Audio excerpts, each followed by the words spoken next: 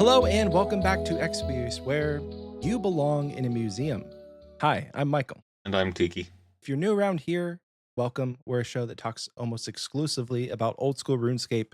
And for the foreseeable future, it's going to be almost exclusively about leagues, unless something crazy happens and we don't want to talk about leagues. But like today is no different. I have Tiki here as my guest host because Oxie is out gallivanting around doing God knows what. And so called in the big guns because he is the GOAT. If you're not new around here, welcome back. Like I said, I am having a lot of fun in leagues. I'm sure you are too, Tiki. But how are you, sir? Oh, not too bad. I actually went out gallivanting with Oxie last night. That's At a fun. tiki bar. As you know, is on brand. Yeah. But outside of that, not too bad. Been playing a lot of games. Tried Dragon Wilds for the first time this afternoon. That was a lot of fun. Really? During leagues, huh? During leagues, my brother is waiting to hear back about an interview and was Hmm. very anxious and needed a distraction. Ah. So asked if I wanted to play Dragon Wilds, and you know, decided to give it a go. I bought it and was so scared that I wasn't going to like it. Like I was worried that it was going to be poorly done. But I had a blast. They've done a lot of updates in the past couple weeks. They just added fishing, I think is the most recent update. And now the skills can go to 99. There's already people who are maxed. It's crazy. It is a fun game. I will admit. I think that for me, after leagues is over, I'm going to pick it back up and hopefully grind it out a bit more because carpal tunnel put a halt on that. I don't know if you were there when we had that conversation, but I was trying to play it and like just holding a controller for some reason was making my hands fall asleep. And I like playing it with a controller. I don't I'm not like a keyboard purist, and that game's easy enough on the controller. But yeah, I guess even like maybe the keyboard would be easier, but it's too late for that It because feels like it's leagues. a controller game. It It does. does. I was thinking about how I wish could be like reclined, like playing, rather Yeah. than mouse and keyboard. But didn't want to try to set up a controller. Do you But have one that would work? yeah, yep. Nice. Okay. Typically play, or like when I'm playing certain games that are very obviously controller games, I have something that I plug in. Nice. What was the main thing that you did in Dragon Wilds? Like, did you We just build went anything? through the tutorial, built like a little base, and then went and made it through like the first dungeon or two or whatever those are, the Dragonkin vaults. And yeah, I just exploring and getting like a good grasp of the skills and the environment. I like that game a lot, but this is not a Dragon Wilds podcast, so enough of Dragon Wilds, I would say. What's the highlight that you would give for your week and a half in league so far?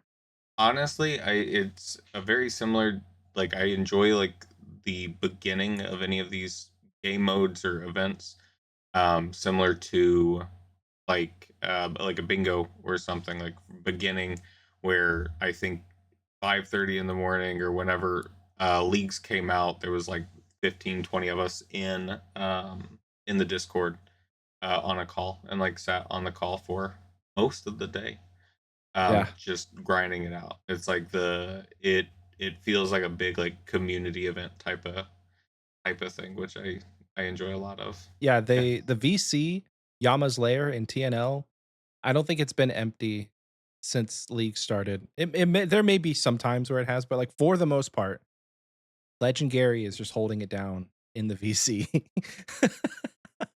Yep. You will not go to sleep. It will not. We try as much as we try. We actually got him to take a nap, which was good. He took a nap, came back a couple hours, did some more tobs. Every time I join, and I'm calling you out, Legendary, every time I join VC, he's like, Michael, come to Tob. And I have to remind him every single time I don't have Mauritania. It's not happening. Maybe on the main, once I get far enough on this iron that I will want to start a second account. But for right now, I'm not in Mauritania. I do highly recommend starting on the second account. Sooner than later, probably. I mean, I've just been AFKing on the normie. We took all the AFK ones, so we Yeah. took like Endless Harvest, Woodsman, Butler's Bell, Larceny. We got 200 mil thieving, 50 mil fire making, wood cutting, 99 mining. We're currently working on 99 fishing. Oh, it's Tiki Space Mugs. I was looking you up. How long Yep, did 99 or how long did 200 mil thieving take? a day or two. Really? It wasn't long. I just AFK'd the gym stall in Bryn. Okay. Damn, dude, you're ranked 16,000 at 200 mil. That's that doesn't surprise me actually. I was gonna say that's And it surprising, but that's not surprising at all. no. But like I've hit tier 6. Like I've barely done any tasks. I followed Foe's guide Most guy? to get to my second region. Bo's a guy. Foe's Bo's a guide, guy. yeah. Wow. Okay. Yeah. To get to my second region and get like base points. But then after that, I've just been AFKing all the gathering skills, Yeah. and we're 60 tasks away from the next region, just purely from getting all the random like 99s Yeah.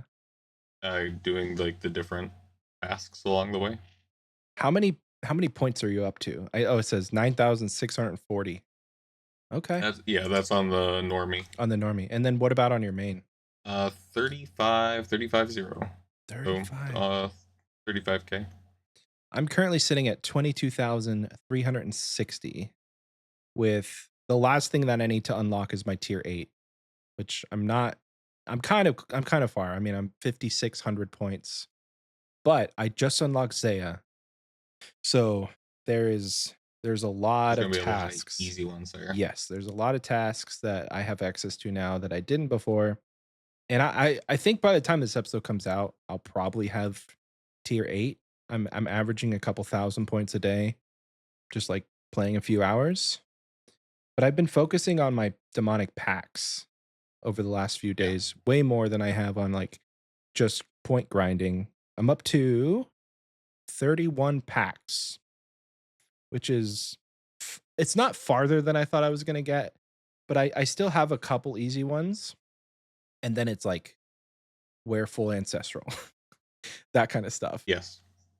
So it'll Yep. be I'll probably get to like 33, 34, and then I'll have all the hard ones left.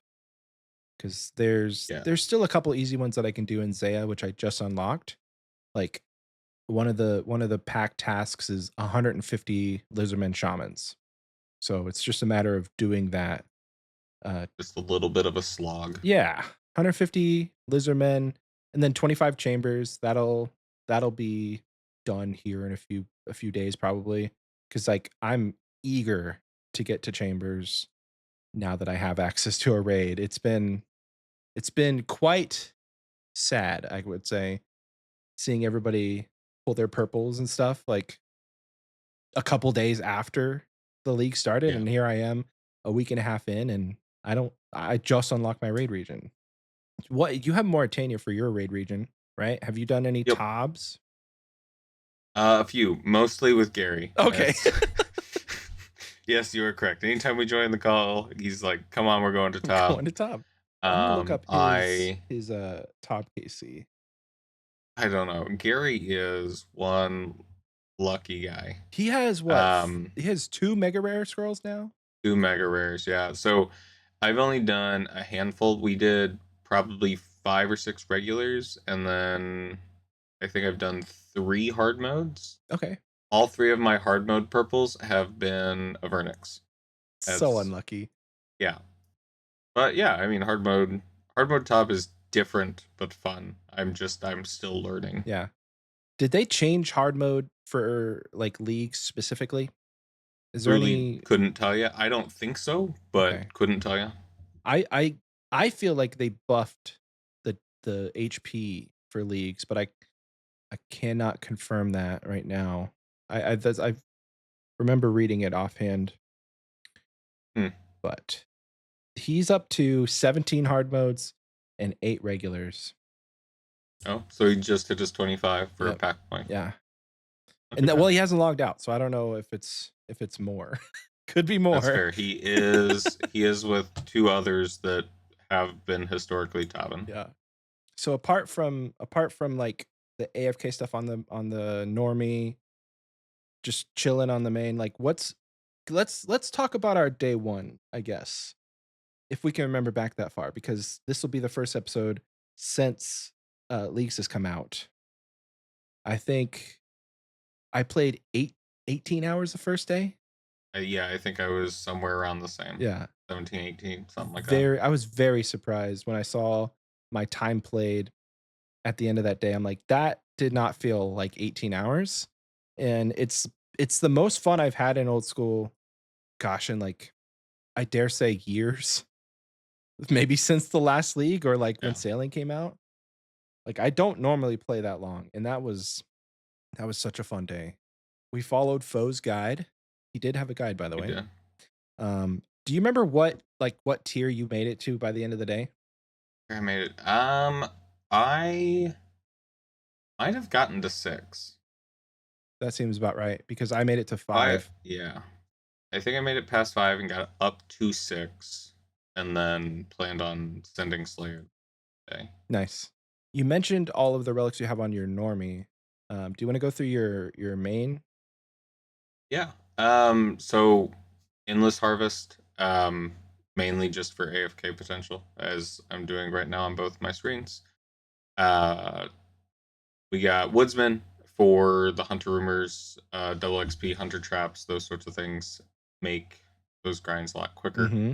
and then provide a lot of seeds for farming later. Then I did alacrity, mainly out of interest of doing clues later, with the teleports just being quicker for clues. Hmm. Though I do think that Evil Eye seems to be a bit more fun. It'll just depend on how hard I go into clues a little bit later down the line. Then I went transmutation just because it seemed like a new fun relic, which it has been. Larceny, because I was in Tronwyn for the elves and getting crystal shards to help with crafting and smithing. Then I went pulling spree and reloading into Butler's Bell. Then finally went Flask. Damn, dude. We have nearly the same build, except for I chose endless. I didn't choose endless harvest. I chose the barbarian way, dirty rock puncher. I do have to correct myself. I took Minion and not Oh, Flask. minion. Okay, well then that would be the other deviation. Is once I reach tier 8, I'm gonna pick flask, which is I not think set in stone. I think minion looks fun. I think Flask is the more fun option. Okay, then why did you pick minion? I I think Minion is just like consistent good damage, like similar to like Thralls. Yeah. And the other big draw for it for me was that it does automatic looting, like noted looting. Oh, sick. And so I intend to use that for things like prayer, since I didn't take Soul Harvest and Herblore without Friendly Forager or Nature's Accord. Okay. Um, but like I think if I were to do it again, I would probably take Flask instead. Yeah. It just seems like a more fun option, like to go that nuclear route. The other reason that I initially was against Flask is Flask has like the AoE damage is like a 3x3 grid or 3 tiles away from you type of deal. And almost like whether you're talking to blind bag, whether you're talking to mage people, like everybody wants to be very far away. And so it doesn't seem like it would be that helpful, but almost every mob in the game tries to close the gap. So you end up in those situations a lot more than I would have expected. Yeah. That's why I think minion could be fun for the auto loot, but I've seen a lot of people with the flask and there's at least when I'm listening to all the guys do Tob, they're being very strategic with it, which I think is a fun gameplay element that you're not just like it's not the kill yourself relic and get a bunch of damage from last league. It's you're able to be way more strategic about it and actually choose like, okay, we're all gonna flask at the same time and do a bunch of damage just to KO the boss. Versus last league, like it's kind of hard to coordinate everybody dying at the same time. Yep. And we're doing No, enough damage that like the respawn time or the cooldown I don't think is that long. Like right. a minute, minute and a half. Yeah, I've found a lot of people who like really have implemented it into their strategies, like Tob and Vardorvis as well. So just like I think it seems like a more fun and strategic pick rather than just you have a long-term permanent thrall. Yeah. So hitting more damage, getting kills quicker, like the thrall is more consistent in that Right. regard, just from Damage over like I time. said, being a thrall where it max hit of 20 frequently. Oh, really? That's But you have it buffed out? it relatively easy. It was the with the easy clues early on. You can get the Zami monk top and bottom, and then hard clues also have a lot of Zami items. Sick. Speaking of clues, I've done like 3. They are not a huge like I did my easy clues just for I was pushing for tasks to be able to unlock Zaya, but Yeah, as far as clues go, I think I would have enjoyed the clue relic because I'm getting a shit ton of them. Like with culling yeah. spree, every superior you kill drops elite clues or hard clues. So in my bank currently I have dozens of elite clues that I haven't touched and I started doing I think it was I got a bunch of easy clues, but I think they were from wealthy citizens once I got larceny. And I have like 150 easy clues. So those would be Yeah. a lot of fun to just knock out, but I have to do them manually. Before I unlocked Andoran, which was my second region, I went and got about 70. I think it's 75 clues is like what you need for the task. Like that's the highest for easies. Mhm. But between Barlamore, Kramja, and Bronwyn, there were only 4 easy clue steps that were possible. Oh. And so I just did 75 clues teleporting between 4 different spots Yeah. in Barlamore Oh, to dude. get all that knocked out. And it went relatively quickly because they're all also relatively close to the whistle, like Oh, whistle teleport. So it's like basically whistle, run, dig, whistle, run, dig, yeah. whistle, run, search. Very quick. Damn, dude. Why didn't you tell me about that? Because now that I have all 3 regions, it's gonna be much harder to do all my easy Yeah. clues. Yep. No, it was very nice early on. Was that in Foe's I guide that I definitely worth. didn't read it? Nope, that was not in Foe's Damn guide. it. Should tell him to add it next time. Make sure you do your clues early. If you're listening to this and you haven't unlocked any regions, just spam your easy clues. Get them done. Because there's a lot of tasks that you can knock out really easily. Like the random shit that you get from clues.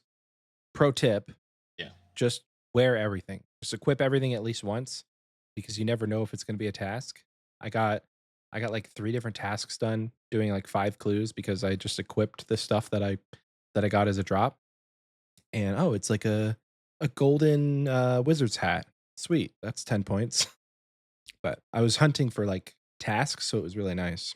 Yeah. So day 1, going back to that, day 1, I think the most memorable thing for me was not only playing 18 hours, but also the fact that everybody was hunting Jaboas and it was like confirmed that it was bugged. Just so Yep. many box Oops, traps all Jerboas. everywhere. But they fixed it. And it was quite nice once like the hunter grinds cooled down for people and they started doing other things. But I stopped following Foe's guide and veered off and I think I got to like 83 or 84 hunter the first day. I don't remember exactly why, but it was a lot of task points and Woodsman just made that so easy. For added context for people who weren't there, I am a big faux shill, and so was really peddling his guide and like planned thought process to a lot of people in the BC. And at some point, because like I said, we had been going on for so long that day, it was like, nope, we're just blindly following foe. I was like, I don't know why I need this, what I need this for, why I'm doing it, but we're gonna follow foe to the end. Shout out to Foe because it was a very thorough guide, and it got me, I think, my first 2 relics and my first 3K points. So it was a very thorough guide, and especially starting in Varlamore, where we've never started a league outside of Misthalin, except for Shadow Relics. We don't talk about that. But having like a set plan of you just brain off, just go down the list. He's got it all laid out for you. Follow the steps. It made it quite nice. And I don't think I would have played the whole 18 hours without having followed some sort of guide, because like it's really easy to get not burned out, but for me it would be easy to get discouraged of just the complexity and the overwhelming list of tasks that you would do to progress. And there was like these weirdest things, like pet this bird and it's a task. I would never would have thought of that. So like if I wasn't looking at the list trying to do it, I would never have known, hey, there's a bird you have to pet. Multiple birds probably, and where they are and what to do. So, but if you haven't started leagues, you're out there listening and you haven't started it for some reason, look up Foe's Guide. It's quite nice. And it'll get you, yeah, you're like your first 3,000 points. It should get you your first, like it'll get you to Karamja, I think, and like really close to your first actual region pick. Ooh, speaking of regions, I think you mentioned it. You're in Kandrin, Taranwin, and Mauritania. Mauritania. I have Wilderness, Kandrin, and Zaya. So I don't know if it was if my regions were locked in the last time Oxie and I talked, because I think I was still going back and forth about Kandrin. But I ended up with Kandrin, and I cannot complain. It's a pretty bitchin' region with It is nice. like just for the Very good support, lots of yeah, easy tasks, yeah, lots of easy pack points. yeah. It's I'm gonna look. very good. I'm gonna look and see what pact points I have left in Kandrin. Oh, I don't have any. I've done them all. So Yeah, I've it's done super all of easy. them. And then for as far as wilderness, I literally just need to get the Voidwaker gem, and I've done all the pack points in the wilderness. And then let's see, Very good. Karamja.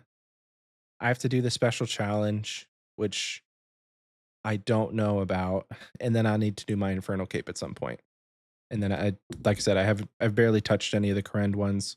Those are where the last like 5 will come. Yeah. Have you done all your pack points for like a majority of your Uh, regions? I am at 38 of 40. Is it now 44? Like you can only get 40 points, but there's 44 Oh, tasks. right. Yep. Um, I believe my points that I have left are the Doom Deep Delve, Avernic Treads, Awakened Vard, 25 Top KC, the Special Challenge, and Fasani's Oh, Nightmare. okay. Yeah, those are the pack points I have remaining. I'm probably hitting the Deep Delve Doom and 25 Tob to get my last 2 points would be my guess.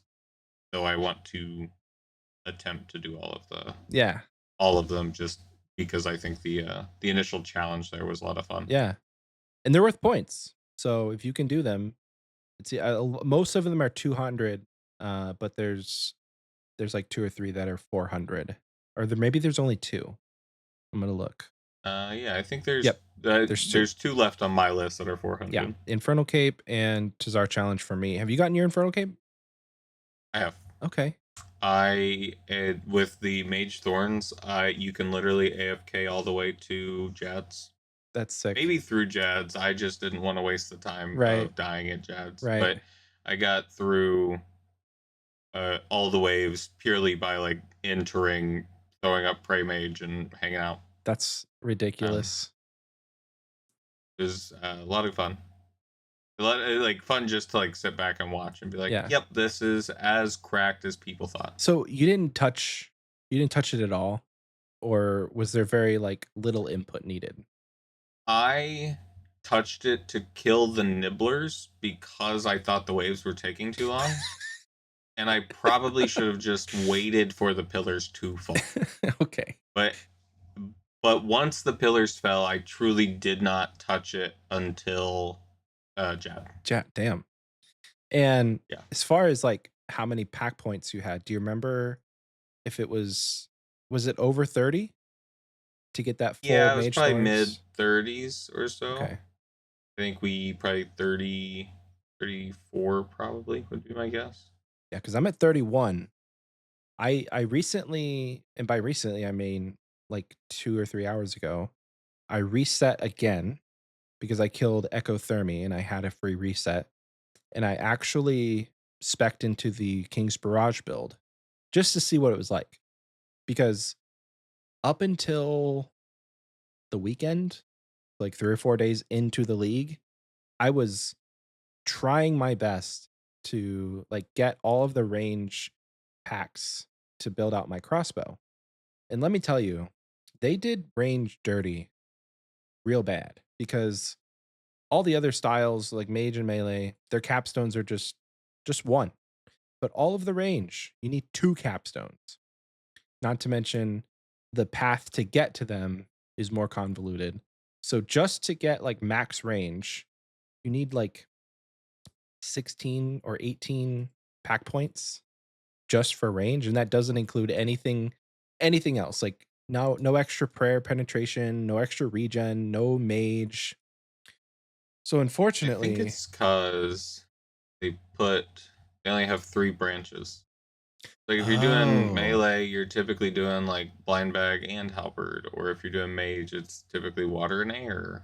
I see And what you so I'm mean. curious. I mean I don't know if No, that's a valid. that's the case, That's but I didn't just consider that. thinking on it. I didn't consider that. I just thought that they were like, yeah, screw you, range.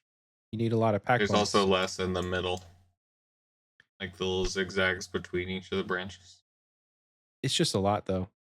It's Yeah, it's not a viable build to start like for out the gate. I think yeah. that like mage thorns is the way to go. And I can't remember if it was you or somebody else, but somebody convinced me to reset.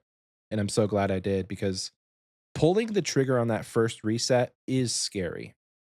And I like there's been a lot of people that I've talked to in VC. I'm like, you should probably just reset. And they're like, I don't know. And I felt that exact same way because you have a limited number of resets. So it feels like you are doubling back and wasting time. But no, the minute I got my accursed scepter as a drop, and I had the ability to do like one tick powered staff spells, it was game over for everything in the game. Yeah, Like coupled with thorns, like you don't even have to go that deep into thorns. Like I think it's 4 packed yeah, nodes to get like just any thorns damage, and you are absolutely nuking everything and healing on top of that. So I wish I would have done it sooner. I was so focused on the King's Barrage that I was like, I can't do anything but range. But it's very fluid in as far as the way that you can set up these builds. yeah. So my initial plan was to go blind bag late in the game. Hmm. I knew that I didn't want to do that early on because I intended to run CG. Then eventually, my plan was when I got the Noxious Halberd to respec, Hmm. get 5 heavy weapons, do that. So I think 2 days ago, 3 days ago, but late last week, I ended up with the Noxious Halberd, Crystal Halberd, the Anchor, Granite Maul, and the Tech Paddles. Maybe something different than the Granite Maul, but so I respec'd into blind bag after hitting that point.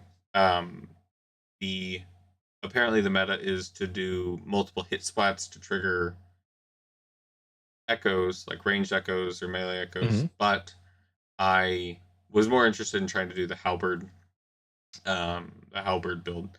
So I finally do that, and it doesn't feel how I wanted it to. Yeah. I think if I had started there, it would have felt a bit better.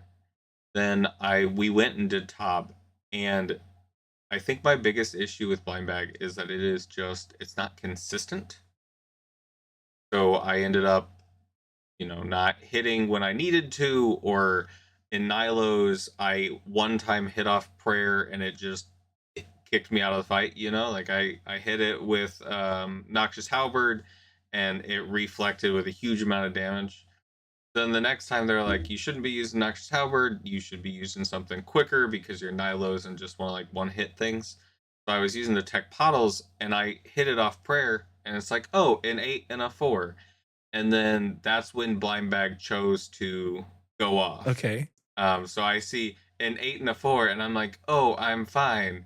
And then you see Granite Maul Spec DH, like axe hit off prayer reflected back at me, 82 damage. I'm kicked out of the fight again. Oh, I didn't It's just realize like, you take damage with blind bag. well, you don't. You take damage hitting off prayer with Oh, Nilos, like when the Nilos. Nilo's changing color. But what ended up happening was, because blind bag wasn't consistent, I was like, "Oh, I'm fine. I hit off prayer. That's okay." And then it just felt like I was in a PvP deathmatch where I get Granite Maul Spec DH bombed, into the cage. And so I went back and respec back into Mage Thorns Okay. within, I don't know, probably less than 48 hours. Damn. Okay. I feel like that's how I'm gonna be with this King's Barrage, because like Ecothermy was not fun with the King's Barrage, and that's one of my. I could probably kill a Spory just fine with it, but if I want to be able to do Ecothermy, I'm gonna need that Mage build again. And as far as endgame PVM, like Corp was fun with the King's Barrage, but I don't really care to kill Corp more than once. The kills are Yeah. not fast. They're consistent, but they're not fast. So really the last thing I need to do is like my infernal cape, my quiver, my deep delve, awakened Vard, and Thermy. And I think all of those would benefit from a Mage Thorns build more than the King's Barrage. I think that is one thing that a lot of builds are like kind of missing, is they really heavily go into one thing and then don't really touch much else. That's one of the things I like about the mage build that I've been pushing around TNL. It's foes to no one's surprise. The It goes into, once you have a solid mage thorns build, it pushes into one-handed, like a whip for fast melee damage, but will like still provide that thorns damage. So it allows you to have that multiple combat styles, that allows you to get past some of those bosses that you just can't hit with mage, Right. or like if you're trying to do King's Barrage, so that Thermi fight would be rough with how slow the King's Barrage is. Would be my guess is what your problem Yeah, is.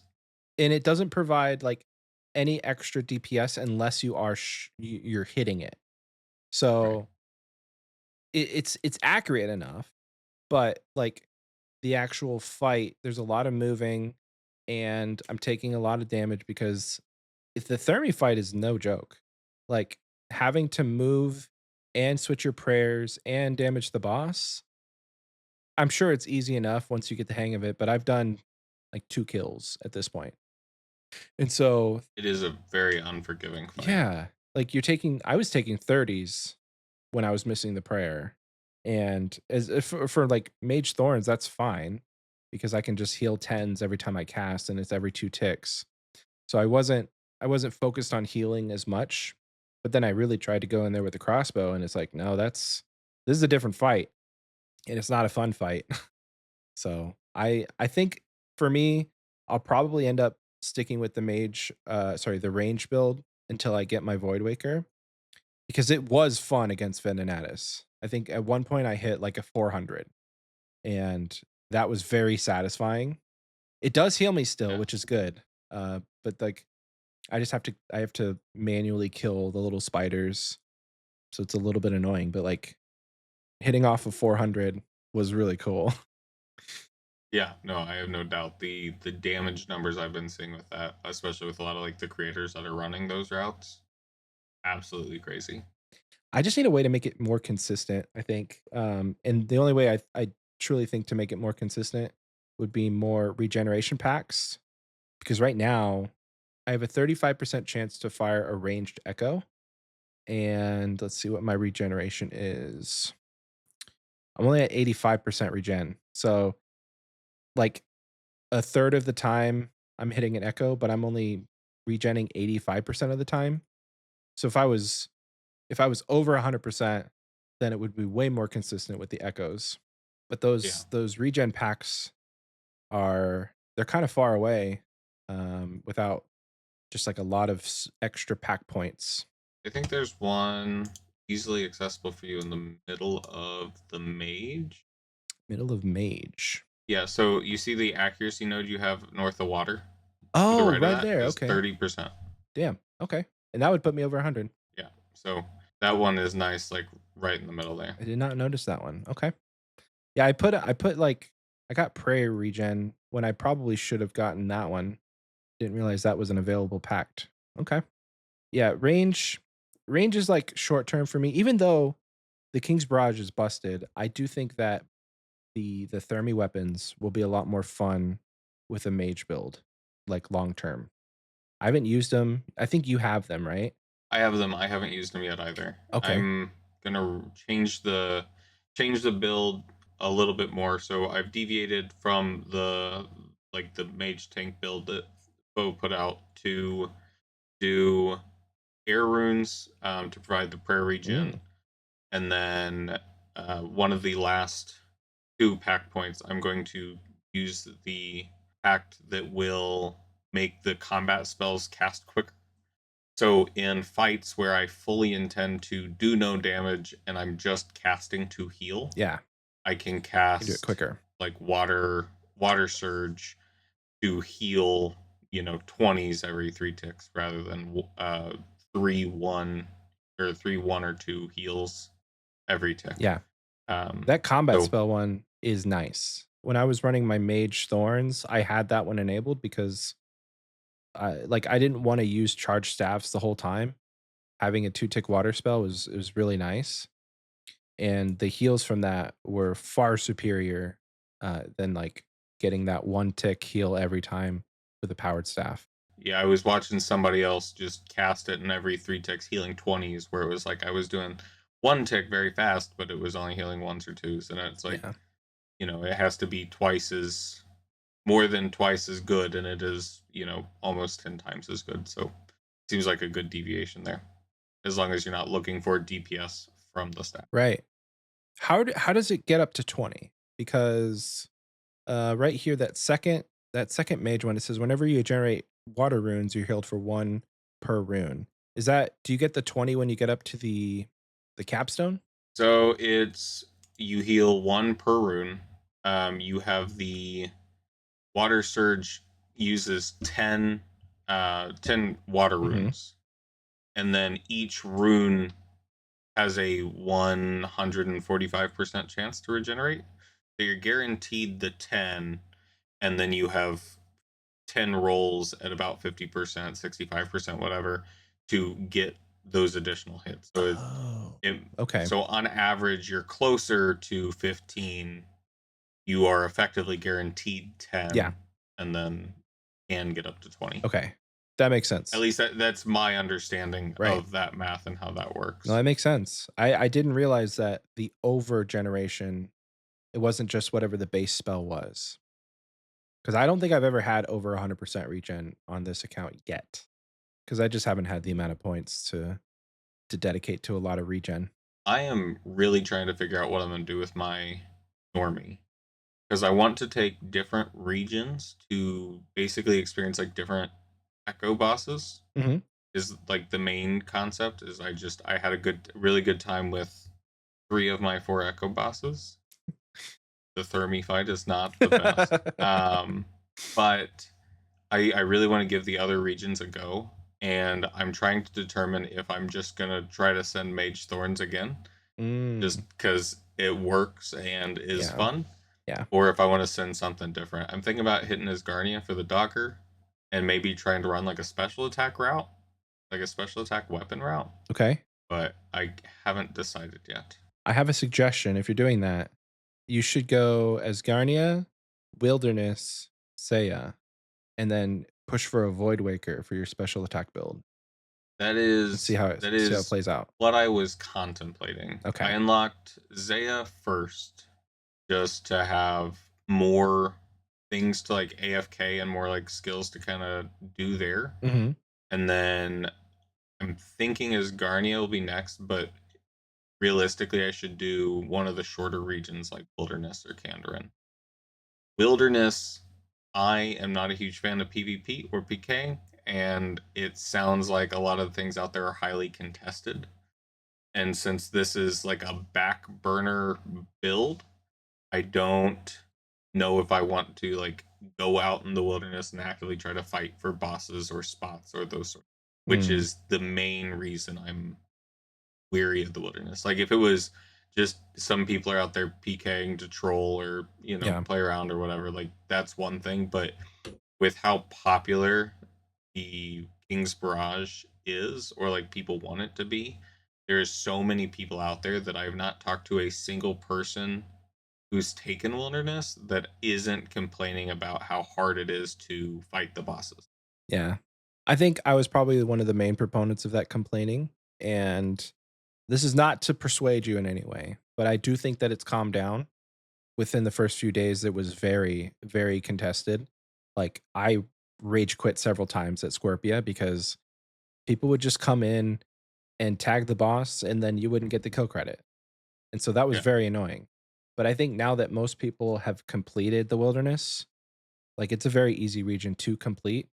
I think that now, especially when you get there on your normie, it will have calmed down yeah, because you're not, you have 2 more regions to select. So if you went wilderness last, you'd have the run of the place for all the easy stuff like Crazy Arc, Scorpia. I doubt anybody is really camping those bosses unless they're trying to just like get ranks. Because once you get the drops, there's no reason to go back. it is. So that's where I'm at. I actually haven't used a single demonic pact, like a pact point on the normie, Okay.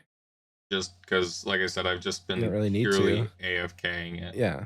And so that's where it's like once I hit, like I've been AFKing 200 mil thieving on the iron, and now I'm doing 50 mil woodcutting fire making. And so it's like now's the time where it's like now I should be sending things on the normie to try to actively play there. Because I Oh, think right. speaking of ranks, I am attempting Dragon Cup for the first time. I think the highest I've ever gotten historically was Mithril. Really? And so Oh, I wow. am because previously I just wanted to like do like unlock the relics and like experience leagues and then left. But I found that I want more of those cosmetics now that I'm getting further on my iron. I want like the fun cosmetics, and so I am trying to not only get the cosmetics from this league but also start working on getting points to get cosmetics from previous league. Yeah. And so my eyes are set on Dragon Cup because it'll get me the things I care about from this, and then start working back on previous leagues. Right. Yeah. So 65K points will go a long way. it is it does, but the looking at where you get to for tier 8 and the distance between tier 8 and the 65K or so for dragon, like I went through all the tasks. I tried to see what I thought was feasible, even what was a long shot, what were things that I was like willing to do, and I'm still 10K short. Really? And so I am like, we will, it will be a slog, but I am determined. And while I am like anxious that I won't be able to do it, it's like I'm more than halfway done with 2 weeks in. Yeah. And a lot of what's left, especially with the build I'm running, is fairly AFKable. Nice. So we're hoping. I think you can do it. Are Where are you trying to get to with leaks? I'm a Rune Cup guy. Like I don't think that it's gonna be feasible for me to push for Dragon. I would have to play a lot, and I think in order not to burn myself out, I'm just gonna push for Rune Cup, which I'm not sure on the actual. Is it 45K for Rune Cup? 47. Okay, so once you hit tier 8, that's like almost 30. So like a few more thousand after that. Yeah, I would be content with Rune Cup. My main goal for this league is to max. So that's what I'll be pushing for. Yeah. And I think purely getting max, I'll be able to hit Rune Cup and have those extra points to get me there. It's I not, think you'll have to max there's a lot also. of points there. Yes. Maxing is on my list of things to do. I think the two I'm not looking forward to are the same two no one's ever looking forward to is rune crafting and agility. With Soul Harvest, like there's definitely people that can speed past rune crafting, Yeah, and I am hoping that map of alacrity to the blood altar will at least make it fingers crossed. Yeah. semi better, semi palatable. Whereas I think that agility is going to be agility, you know. Yeah, agility is one of those that you'll actually have to put effort into, unfortunately. But Like even hopefully, Sepulcher is like hopefully it's not too much when it comes to Sepulcher. 16x Sepulcher is hopefully halfway decent. yeah, But I think in the main game it's only a few hundred laps once you hit 92. So getting there with the 16x, it's very doable. I'm stuck with either like heavily AFKing, like wood cutting, mining, and fishing to get 99 agility, which is not entirely feasible because I'm only getting 10% of the XP. So I don't want to do the math right now, but that's a lot of XP. It's like, oh no, yeah, it's 130 million XP. So at least 50 million in woodcutting, fishing, and mining would be enough to get me there. I only have a million agility XP. yeah, the fishing. That's where I did the 200 mil thieving. Because with larceny, you can just AFK all the way up, and then wood cutting and fire making you can do at the same time. If you did eternal or endless and hotfoot or not hotfoot, woodsman. Yeah, because it burns the logs. Yep. So that's why I've been. That's why those are like my three for that. Yeah. But there's another task for 35 mil and five non-combats, Really? or Okay. 25 mil and five non-combats. There's 50 mil and three, but I think it's 25 and five. Mm. And is that So 400 points or 200 points? 200. Oh, There's only like 20 to 30 tasks that are 400, I'm gonna and look almost at all see of what them they are are. like a massive capstone. So it's like the 200 mil in a non-combat and 200 mil in a combat, like maxing max combat. Then each region has like two or three. Oh, there. Yep, Gary is in fact topping. He just got another saying. Yep. So there's one if you build a mnemonic throne, elite tier combat achievements. No, thank you. Equipping a scythe, equipping a T-bow, and equipping a Temecan Shadow are all 400 points. I'm curious if those are region specific though, because last They are leagues they not. were. Oh, they're not. Okay. They're not. They mentioned that in like one of the initial blog posts that if you were trying to complete it, to complete points, you needed to take a raid region, and then Ah, as long as you can get, because you get like a mega rare scroll that you can yeah, then turn into yeah. a specific one. So basically, you need to have a raid region and get three mega roll scrolls. Not the worst as far as how fast you can get through the raids. There was a guy aptly named Spoon. He's like the Spoon something, and Yep. he was already at his third mega rare today. So it's definitely a possibility. Like so many people were saying blind bag with 6 scythes, and I'm like, yeah, right, but I mean, it's not impossible. It's No, definitely it not. seems Like more and more feasible the more I watch people go crazy at hard mode top, especially with hard mode top being a guaranteed purple it's not for guaranteed. everyone. It, It's not guaranteed, but everyone gets one. Yes.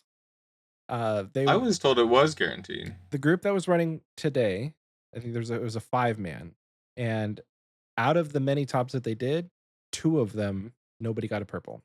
And I think it was just due Interesting. to deaths, like, a lot of people died. So, you do have to be semi-good at Tob to not get a purple, or sorry, you have to be bad at Tob to not get a purple.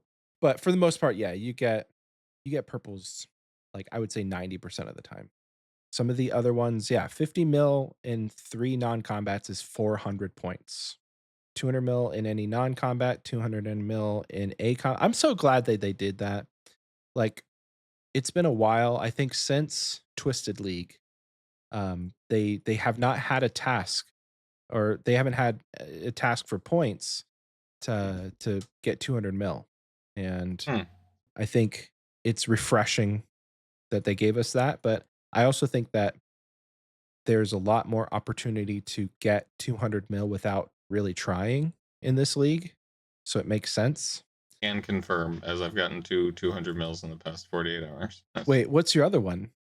Is it No, I just did 99 thieving on 2 different Oh, 2 accounts in the different accounts. past Okay. 48 hours. Yeah. Well, yeah, it's like when I was thieving the ore stall in Moro Rec, I was getting like 15 mil an hour.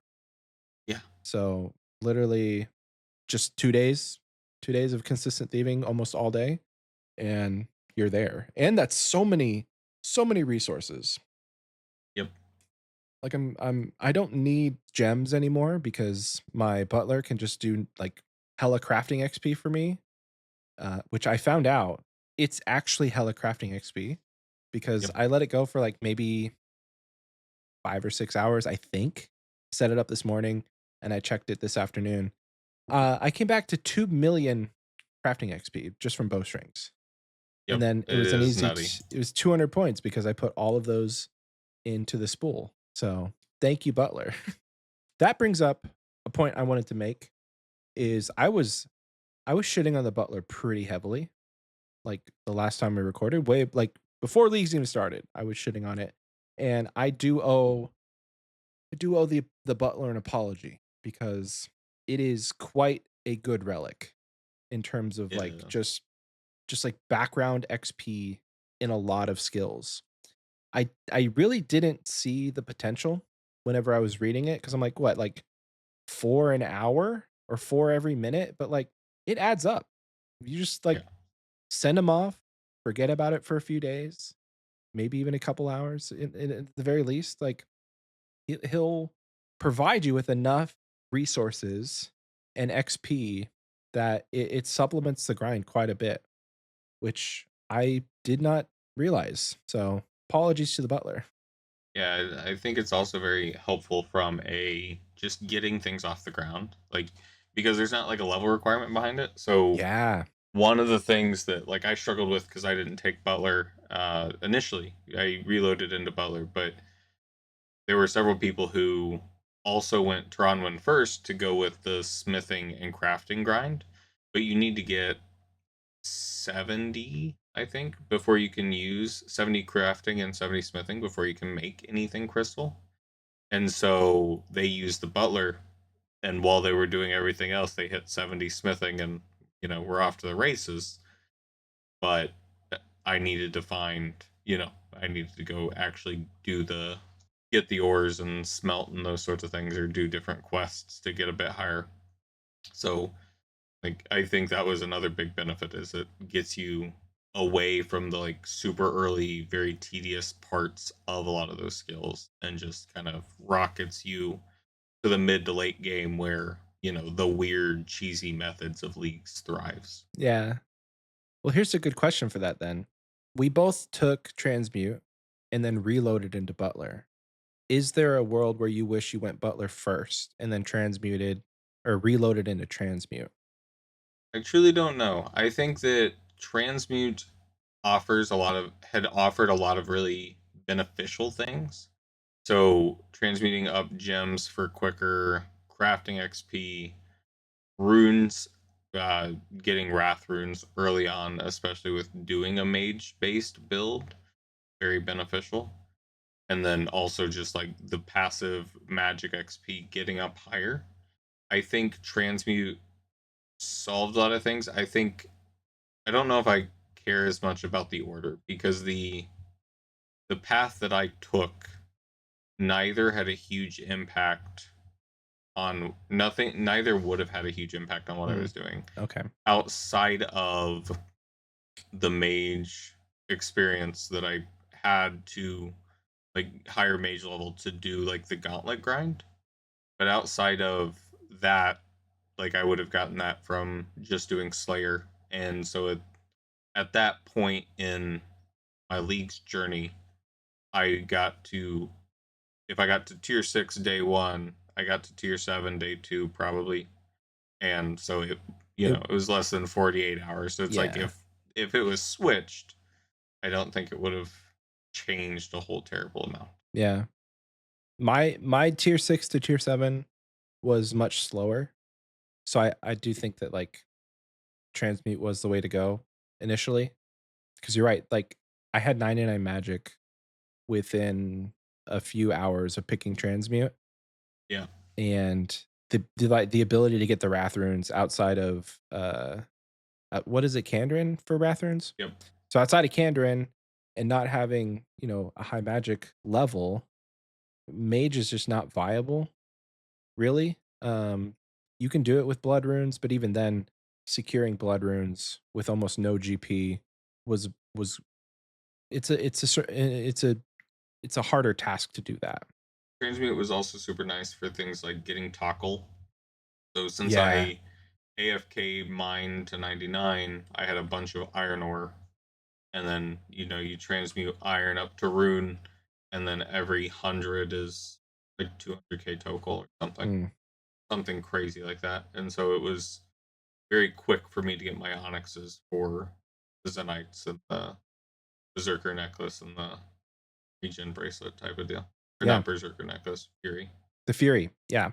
Having transmute just for the money aspect early on made everything worth it. You would have been able to get money from Butler, but it would have been much, much slower. Because if you I guess you could have had him mine and then sold the ore for Tockle, but even then, that's like it doesn't solve your raw GP problem, where transmute was basically a money printer if you didn't pick something like abundance. Right. I guess abundance would have been the solve for money, and then you go butler spell right away. But True. no endless, no AFK ability there. That is one thing that I semi regret. I think that while barbarian gathering is a lot of fun, I think that would endless harvest is the way to go. Even if you don't have a ton of AFK time, there's plenty of time to be AFK, like, on another account, like what you're doing. Those XP tasks are much more difficult when you have to pay attention to something like a rock despawning. So, Yep. fishing and woodcutting are fine, but, like, purely just being able to hit a rock and it never despawn probably makes endless harvest worth it over barbarian gathering. Yeah. Now, if you were to pick barbarian gathering and reload, or like you pick endless harvest and you reload into barbarian gathering, that is quite the meta right there. But you miss out on some other fun relics. I think that a, a lot of people probably did it, but I do think that the winning combo is transmute into butler spell for the reload aspect. I'm not sure what, like, the actual meta for points is, or for, like, you know, um, max fun gameplay, but I have seen a lot of people go transmute and then reload back into butler. I think you could get away not taking like transmute solves money, but as far as like magic XP, like you could there's a lot of weird like cheesy methods, right? Like you can go and do your thorns at maniacal monkeys and get your melee combats all the way up. But mage, I think the thing that I saw was do like one tick staff at Kraken pool, Oh, and it's just you just cast one tick indefinitely. I see. And as long as you have like 100% regen, you can sit there and 6 hour log because you're technically in combat. And so it like I think that there's a lot of that where it's like you could find weird ways around each of those options. And so I've seen a lot of people. I don't know. I think they did a very good job this league of not making anything bad and a lot more region dependent, playstyle dependent, and selecting those different build types. Mhm. Uh, but I think that yeah, I think that there's a lot of good options with Reloaded, which is where I think that that's such a struggle for people because instead of where I think it was last league they did it like tier 3 or tier 4, Yep. and so it was just a bunch of like low level things. Putting it at tier 7 and making people choose between 20 or 18 different relics is quite quite a lot. Or I Pretty guess it's nutty. closer to 12 since pick you have one picked each way, but Yeah. it's still way too many choices to make it not painful. I'd really honestly, I don't think there's any wrong choices with how strong each and every one of these relics are. Like, any of the teleport relics are fine. Any of the tier 2s are fine. Any of the tier 1s are fine. Like, the only one that I would say is really just kind of a miss is flow state. I've not played with flow state. I've not heard anybody like, I've not talked to or interacted with anybody who has flow state because I feel like most of the people have picked reloaded. I'm 90% sure Rune Guy's taken flow state, Oh, did he? Okay. but he has a solid reason for it. And it's because in leagues he goes pet hunting, Yeah. and his goal was to tackle skilling pets. Okay. Oh. And so two tick, barbarian gathering, going for going for the different skilling pets, like it was perfect for that. But outside of that, I agree. I've not heard of many other like reasons for it. But I think flow state and barbarian gathering share a similar feel, where it is for people who want to do very active play styles. So like barbarian gathering, like you have the higher tier thing. You want to deal with interacting with. You want to do the interacting with, the nodes and skilling more frequently. The like I think flow state does that very similarly, where it's like you want to be able to do things fast for more active gameplay. And so I think that there's still that space for it, but I do agree for most people are looking for this to be like not, all the time on or like main monitor content. And I think that that's what flow state turns it into. Yeah. I actually didn't realize that flow state sped up gathering skills. I thought it was just production. I think it speeds up Yeah, it speeds up a lot of about gathering everything. stuff. Wood cutting, It's not fishing, everything, but cooking, it's fire about making. everything. It's a lot of stuff. Yeah, that's where it was like I kind of wanted to do flow state endless harvest just to see how much I could gather. Um, just to see what happens. But yeah, like even just like offering prayer at an altar, it truly speeds up everything, or not everything, but a lot of things. So it's like it's if somebody wants it to be a super active league or spend a lot of super active time, I think that there is still a spot for it. But I think that there's just so many people that use RuneScape as an AFK that, especially when unless you have endless harvest, your AFK ability going out the window due to endless harvest being, or not endless harvest, due to flow state being so potent, Mhm. it takes that away. Myth Fork in the recording booth says, I took flow state, should have taken Butler's Bell. It makes endless harvest gather really quickly and super fast transmute is nice, but it was the wrong play. It slows my cooking in the gauntlet. I'm surprised they have not fixed that. It's very, very funny that you normally cook at what, a 1 tick speed, and now you're at a 2 tick or 1.5? It's really funny. That's very funny. It's probably the only instance I think, that it slowed things down rather than sped them up. I love all the like I love how many weird interactions just exist at CG with Yeah.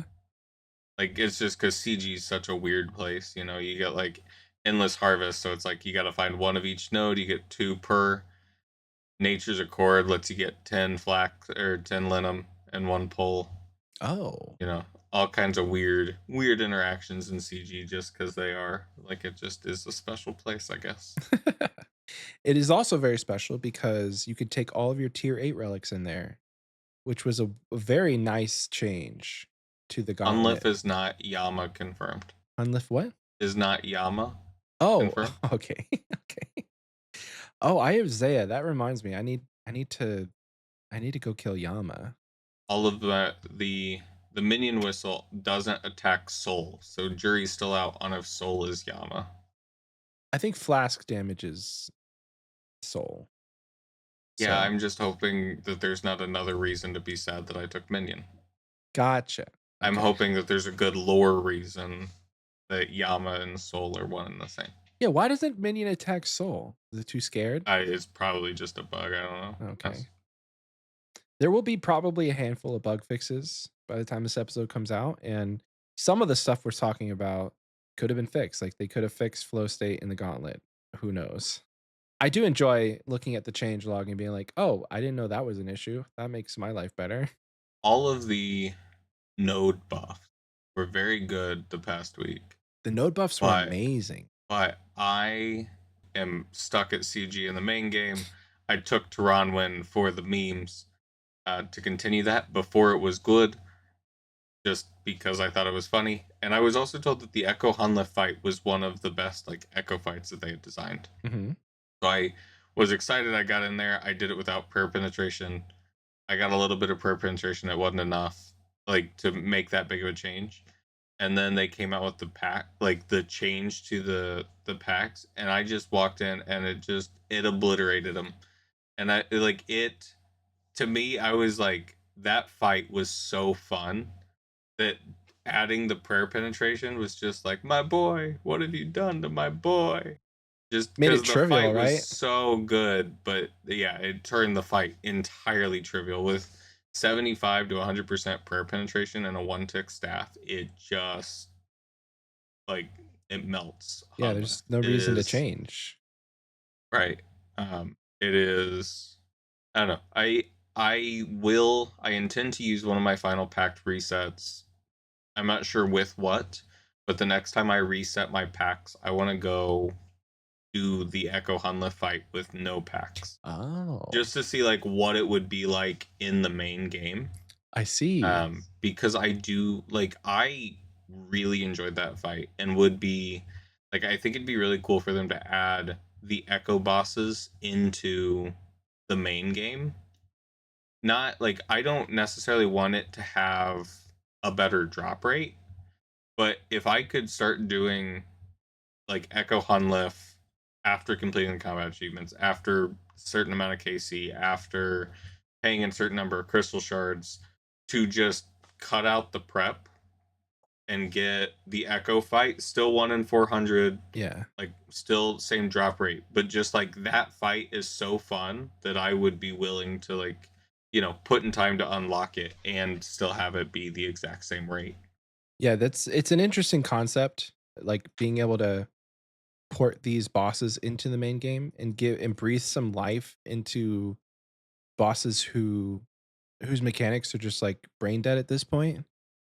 It would be even more interesting having to kill these bosses without any sort of buffs. Like Right. they're trivial in this game mode because we are walking godlings, but in the main game, killing something like Echo KBD would be very difficult. Um, that would be one where I'm like, okay, I could see KBD being fun in an Echo fight in the main game because KBD is literally just to stand there and kill boss. When you add in those extra mechanics, it makes the fight more interesting. Speaking of Echo bosses, I really hope next next league that they change it up. if they continue with the Echo Boss trend, I'm very much hoping that we see a change. Like I could imagine like Echo Scorpia or Echo Chaos Elemental being a viable option for the wilderness. I would love to see like an Echo Kraken fight. That would be fun. I don't know what they could do to make it more interesting than what it already is, but that boss needs something. Echo Eh, Cuthbert Echo still Cuthbert holding out. could be a very good option.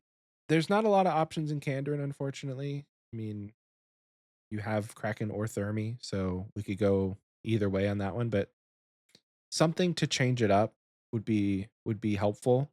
Even if they just changed up the actual fight itself and threw in different Yeah, mechanics. Because now that we've had this league, or sorry, now that we've had last league and this league, other than your build, the variety is like you would have to take a different region to experience something new. Because I'm pretty yeah, sure in every instance besides a Moxolotl, it's all the same mechanics.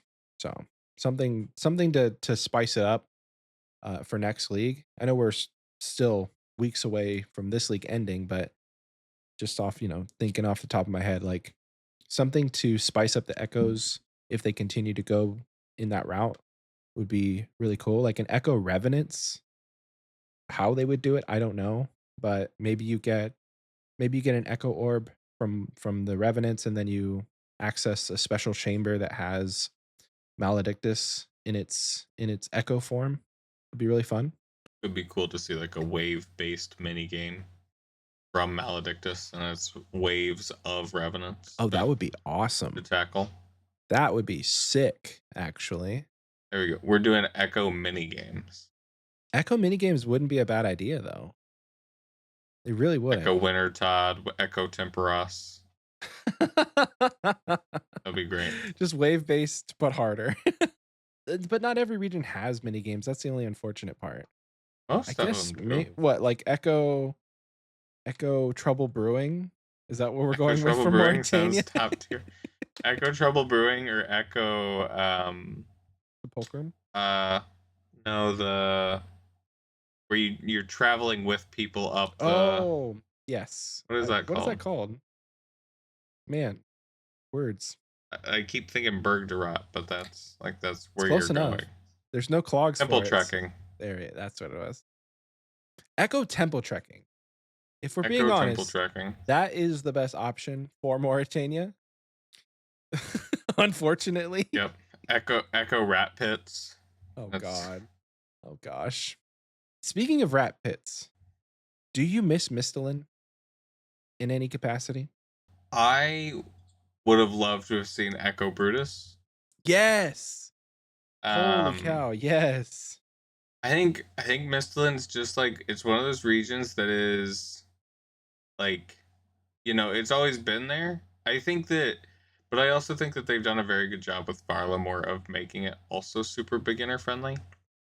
Um, I think honestly that part of the reason Varlamore is as beginner friendly as it is that people are so protective over, effectively Mistlin, basically the free to play region of RuneScape, that getting new entry level content into the starter region is more difficult than it probably ought to be Yeah. because of the protection there.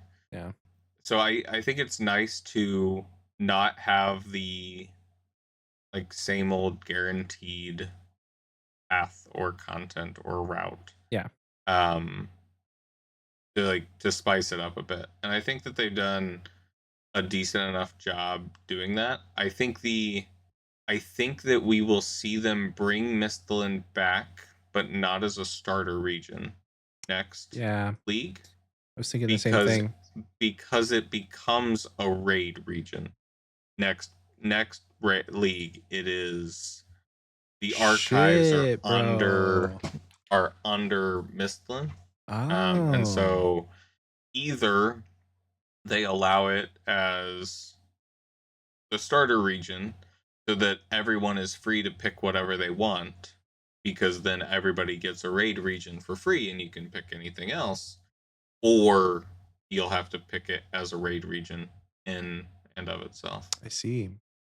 I could see them lumping in Karamja and Mistalin and making that a region pick. But then they've always forced Karamja on us in some capacity. So then what do they There's nothing do? there. I mean, there really isn't. But if you were to like combine it with Mistalin and give that as a region, it'd be very hard to not pick it because the content there is it's hard to give up. I could also see them if they end up adding sailing before the next region. I'd be curious to see if they, because they've always said that it's going to be region locked, but they never said that it's going to stay the consistent regions. So I'd be curious to see if they do it based on oceans. Okay. Like they dive heavily into um like sailing as a concept for the next league, and then it's like you end up with like like the ocean desert, and so it's like you get like the lower part of the Caribbean Sea and all those sorts of things to unlock your different regions.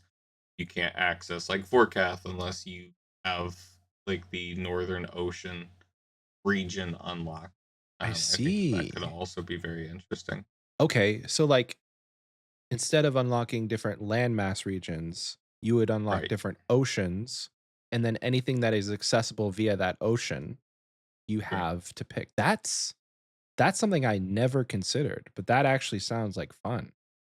I think that could be a very cool way to do it. And I think part of that, like, if they continue with something like similar to Yama, where it's like, these very powerful beings in the land of Gielinor taking over the leagues, like seeing what they do with, like, they've referenced Rabid Jack as like a lore thing.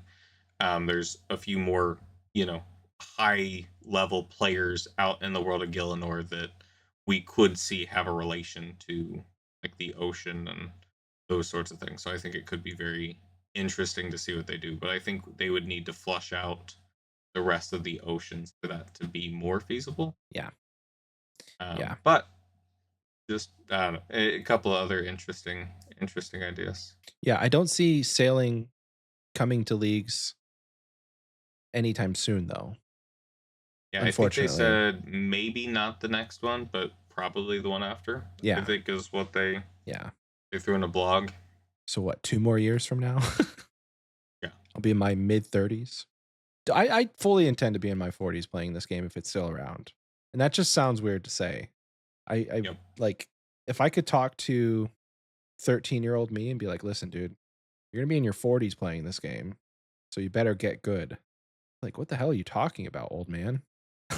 Yeah. Who are you? Who are you and why are you talking to me? I'm just trying to woodcut." It's like, "No, you need to learn about merching, and you need to invest in party hats, and you need to, I don't know, go for ranks because that's something that old me would like." Yeah. No, you know what it is? I'm gonna tell myself at 13, in the year 2013, this game will change, and it'll be something you know very well, and I need you to start day 1 and never log out. Because what was I doing in 2013? I was not doing anything. I was a single guy. Like, just like I was a guy, you know? I didn't have very many adult responsibilities. Could have been playing like 6 or 7 hours a day. Yeah. Get those skills up. Get the skills up, man. Train your rune crafting. That's one thing I do kick myself about, and this is like wildly off topic to leagues, but I remember in like 2014 or 2015, I was doing community college classes. And at the time, I thought, "Oh, this is a perfect time to train cooking." And I'm kicking myself for that because it was not a perfect time to train cooking. It would be a perfect time to train rune crafting. Yeah. Just didn't realize it Yep. at the time. Like, I could have done all the slow, shitty skills and saved cooking for like a weekend, basically, because I had so many Because it's hours. just so quick. Yeah, like I would AFK cooking while in class, while I was listening to like the teachers talk, and I could have been mining or doing agility or something way more brain dead than cooking karambwans, and I would have saved myself so much heartache later on. But you can't change the past. You can only, you know, strive for Change in the future. Speaking of change in the future, I'm trying to conceptualize the build and the regions that I'm going to go on my main, like my normie, and Right. I still don't know. Like I think I want to pick Taranwin as a region because it does look like fun. And you've spoken about the Hunlith fight. A lot of people have talked about the Hunlith fight. And I think it would be fun to like not only the Hunlith fight, but just kill Zulra in about 10 seconds with some builds. Like Yep. that would be something I want to experience. So Chiranwan is on the table, but as far as another region, like Mauritania, obviously, I I just maybe don't have a lot of friends or people that I interact with, but like who has picked the desert? I have not seen much chatter about the desert at all. JX Riot has D in his name, so I think he has taken the desert, but Desert, yeah, wilderness, Mauritania. Okay. Brian's but you piping know, up. Is he going to say he picked the desert? I also have not heard of too many people. It is, I don't know. It feels like desert almost feels more like a support region. Brian says D is for Desgarnia. Desert, like what is there besides Echo, like, KQ and Tombs? What content do you have to look forward Leviathan, to? Blech, Guardians of the Rift, blech. a blast, So Temperos. fun. Oh, Tempera, so fun. Come on, think of Echo Guardians of the Rift. It'll be great. Have you ever wanted to do Mage Training Arena during leagues? You I've could. never not wanted to. So I should probably pick the desert. I've never picked the desert. So, you know, foregoing any more of Legend Gary pounding me for coming to Tob, I think I should pick the desert. You can do Pavanich rooftops. You know what it is though? Like 1,000 info Toa just doesn't sound fun to me. I would much Sure. rather do hard modes than 1,000 info Toas where everything is just like all of the hard invocations are on and you're scaling it up for the hell of it. Yeah. Oh, maybe though. Maybe the play is to pick the desert because I need to get better at expert modes. Cuz in the main game, while we have two shadows in our group, we still only have one fang. And that is severely limiting the amount of gameplay that we can do as a group because Yeah. it's like the only thing we ever say to each other is, "Hey, can I borrow the fang?" So, getting better at expert modes would progress me within the main game ever so slightly versus like I don't need Tob experience. I don't need Araxor experience. I have that. I picked it in the last 2 leagues. So that might actually be the play. Desert, Chiranwin, and then what's a good third region? If I'm just trying to You're going desert? What? I think third read.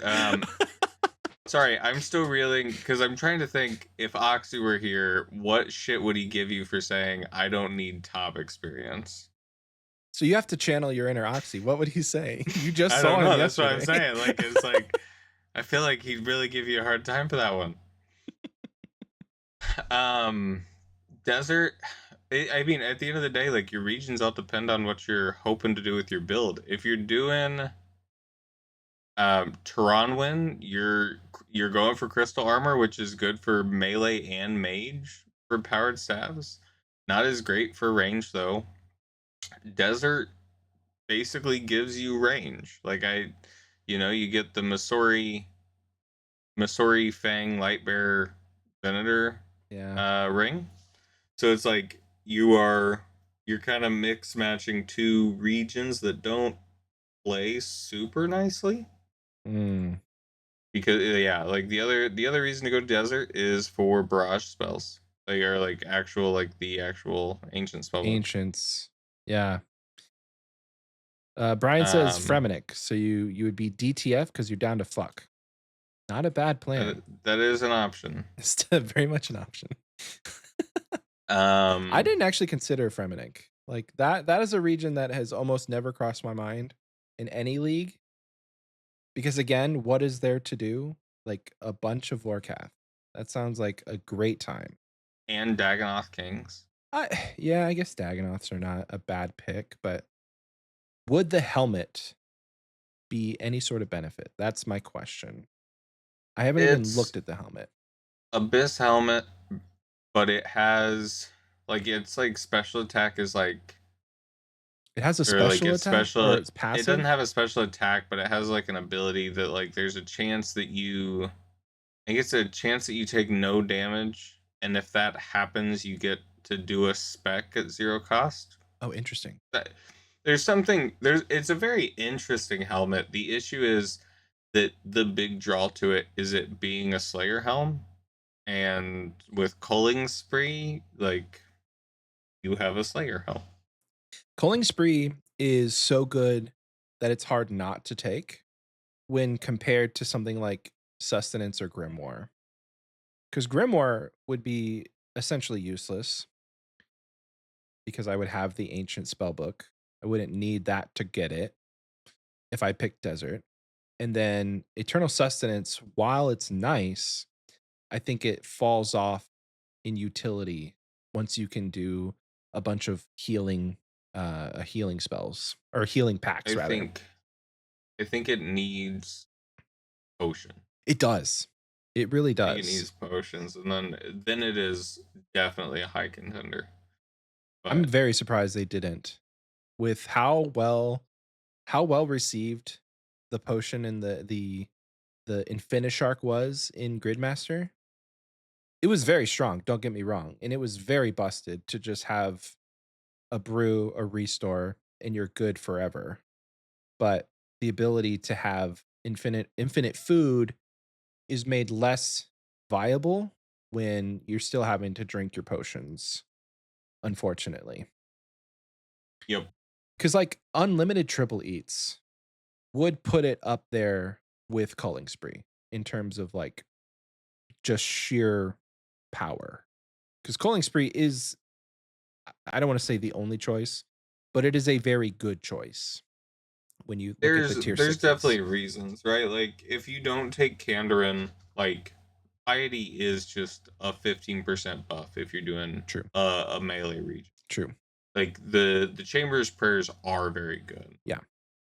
Um, it's as with everything, like I said, it kind of depends on play style and build and all that fun stuff. But in general, yes, like Culling Spree is like it's quick Slayer XP. It's quick, basically damage buff. If you go and take a task, it gives you 15% on Mm-hmm. task.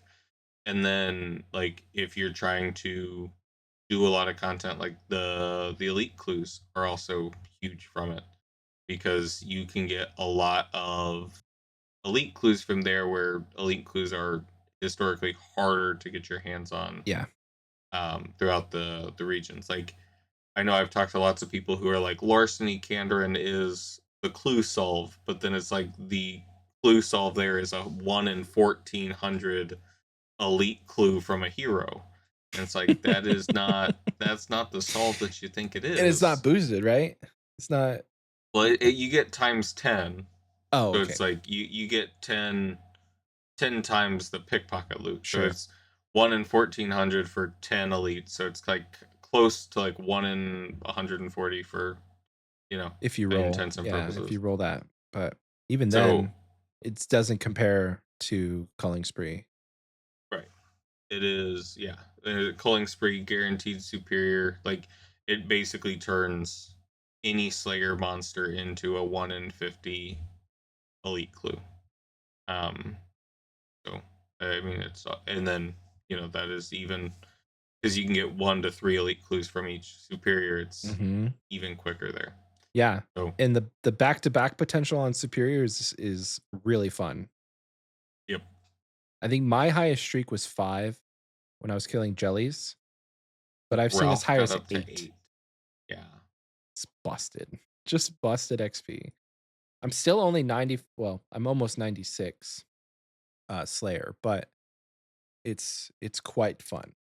So I don't think Desert would be on the table because there's just not a lot of synergy when it comes to like you pick desert, you are almost you're kind of locked into doing something range, but then you're really like your best range weapon is the Drygore blowpipe. So then your which isn't a packs bad weapon. it's not. It's not, but are the thrown weapon packs that great? You have 60% range accuracy and you throw oh, it says when you throw a thrown weapon, you throw in an additional target. Okay, I mean, My favorite like thing I've heard from that is like you do like there's like a build where you do it with chins. okay. So 100% regen means you never lose chin. So if you Right. have one chin, you're good. And then you throw it at like an adjacent person with the thrown capstone. Yeah. And so it allows you just to like run around barraging people with chins. And by people you At a mean very high monsters. yeah, monsters, NPCs, whatever else. I depends if you're in the wilderness, you know. You gotta protect your Scorpio spot. But I've seen a lot of interesting things where people say that like, you know, running with chins in the throne packs are very a lot of fun to do. But like I said, I think with almost any build, like you can't just rely on like a single build to make that work, Mm-mm. or a single style Yeah. to be effective. Got to dip into the other ones, which is it makes for interesting gameplay. And they gave us 40 for a reason because you only Right. need I don't know, like 15 at most to have a single sort of a strong single style, but then you have 25 other ones just to embellish it with the regen Right. and the prayer pen and the healing. So there's a lot of options, but I don't think desert would be super fun. So if on my main, I probably would end up going Mauritania at the end of the day. So Tronwyn, Mauritania. And then I guess the obvious third pick would be Kandrin, but I already have Kandrin. So Yep. That's where maybe I'm as stuck at as Garnia. well. Okay, so yeah, what you've picked Zaya I've only and picked Zaya, okay. and so that's where like I kind of want to do as Garnia because I want to play around with the Dogger. Yeah. But it's like wilderness. If like wilderness, I'm curious on the King's Crossbow as everybody else is, but I don't want to fight people there. So I was thinking about just doing Gander in a second time because it Oh, allows me to still do Mage Thorns. It's still a quick region to go through. There's a lot of decent content in there, especially like more like AFK shit, like the minnows and barbarian fishing as well. Like there's just like several things in there that are easily AFKable or easy tasks. So that is like yeah, Kandarin is it just seems like a good base when you're running through leagues, especially if you're just trying to get further in because right. everything there is so like it's Slayer locked, but as long as you're doing Slayer as most people in the game do, Right. It's not hard to like the get to pack 87. points are free and like everything just kind of goes rather quick. Yeah, it's really not hard to get to 87. And by the time you get to 87, if you have Culling Spree, 93 is not much of a grind. Like I've had Culling Spree since I think Friday. I think I got it on Friday or Thursday. It was probably Friday. I don't remember playing much. So 2 days ago. No, because leagues didn't start this last Wednesday. It started Wednesday before. So I've had it for like a week. Let's just say that. And yeah, I'm 95 Slayer. Because like really the best thing to do is you do some quick tasks, you get your 75 points, and you build up a small chunk of Slayer points. And then you just like basically you get to pick what you want by skipping. And Yep. so anytime that I've gone and switched bosses, like for instance, I was trying to do my I was trying to do my thermi kills. So I was like, okay, I have Venom stored. and then I think I had necrils as a task, and I had ended up just canceling necrils, and then I skipped for tasks to get thermi, and it's worked out really, really well to have that task storage be free and to just always be on task for everything that you're doing. Last leagues, the Slayer relic was like even more busted because you didn't need to do Slayer the traditional Yeah. way, but you can almost cheese it like in this league by just skipping because points are trivial to Yeah. get. I found that I was doing boss tasks, or I would skip for quick boss tasks like Kraken, Barrows Brothers, whatever, Yeah. and I would do five. So it's five Kraken. It was 100K per task, because when you complete a boss task, you get 5K bonus XP, and so that means that times 16 is 80K. So when you complete a boss task, no matter what the boss was or the other experience you get from that, you get, full 100K. So it was 75 points, 100K XP in 5 minutes of Yeah. player. Yeah. Are you going to take culling spree on your normie? Yes, I have taken Colin Spree, mainly because I intend to go as Garnia, and Serb Serb. was a Yeah. concern of Yeah. getting the task to, or getting the tasks and those sorts of things to get up there, and I didn't want to necessarily have to fight to get through, get Hellhound tasks. Right. Yeah. Culling spree in the wilderness is very fun because I don't know why, and I don't really want to question it, but like one Venenatis kill on task was like 15,000 Slayer XP. And I don't know if you just get boosted XP for doing boss tasks in the wilderness, like on top of what you normally Mm, get, but it's not like she only has 800 health. And that's versus something like Thermi, where I was getting like 1,000 XP or 3,000 rather. And so mm, the bonus to that is insane. And I don't know yeah, why. And again, I don't really want to question it because it's gotten me to where I am now at nearly 96. I'm sure all the Willy bosses are like that. But it's just unfortunate because I've had to go. I'm actually dry for the Voidwaker gem. I'm at like 100 KC. And I think with leagues, the effective rate is like 1 in 70 something. sure. It's quite spooned on the first two Voidwaker pieces because I got the I think it's the hilt. I got that from RTO within like 10 KC. And then I only went to I think like 30 something KC at Vedion for the blade.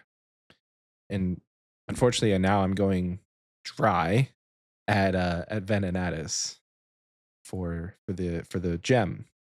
But I only need one, like if I get the gem, then I'll only need the ring to greenlog it because I got the pet last league. So that's kind of fun. Very nice. It'll be nice to greenlog something in league.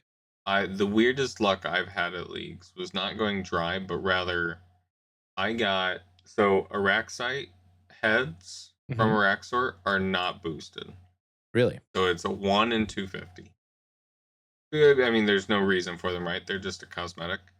So it's 1 in 250. I have done, I want to say like 160, Mhm. maybe, Araxor, trying to get the halberd. I got 7 Araxite heads. Holy cow. And there was a good chunk of me that, 5 or 6 Raxite heads in, I was like, something is bugged, because at that point I was like dry for the last piece of the halberd. I was like, something is bugged, and for some reason the third piece of the halberd is coming up as an Araxite head, and but we ended up getting the halberd piece. But 7 Araxite heads is like, just, I think League's luck is just nutty. Yeah. Because you got a Also, 1 KC what I was Bofa, just gonna yeah. say, you got the 1 KC Bofa. That is Yep. just pure cinema in Yeah. terms of your account. Pure comedy gold. Pure comedy gold. Yes. That 1 KC was, Bofa. because that was like a rough, like, it was one of those CG kills where I was like, I just got Toronto in, but I'm not really ready for CG.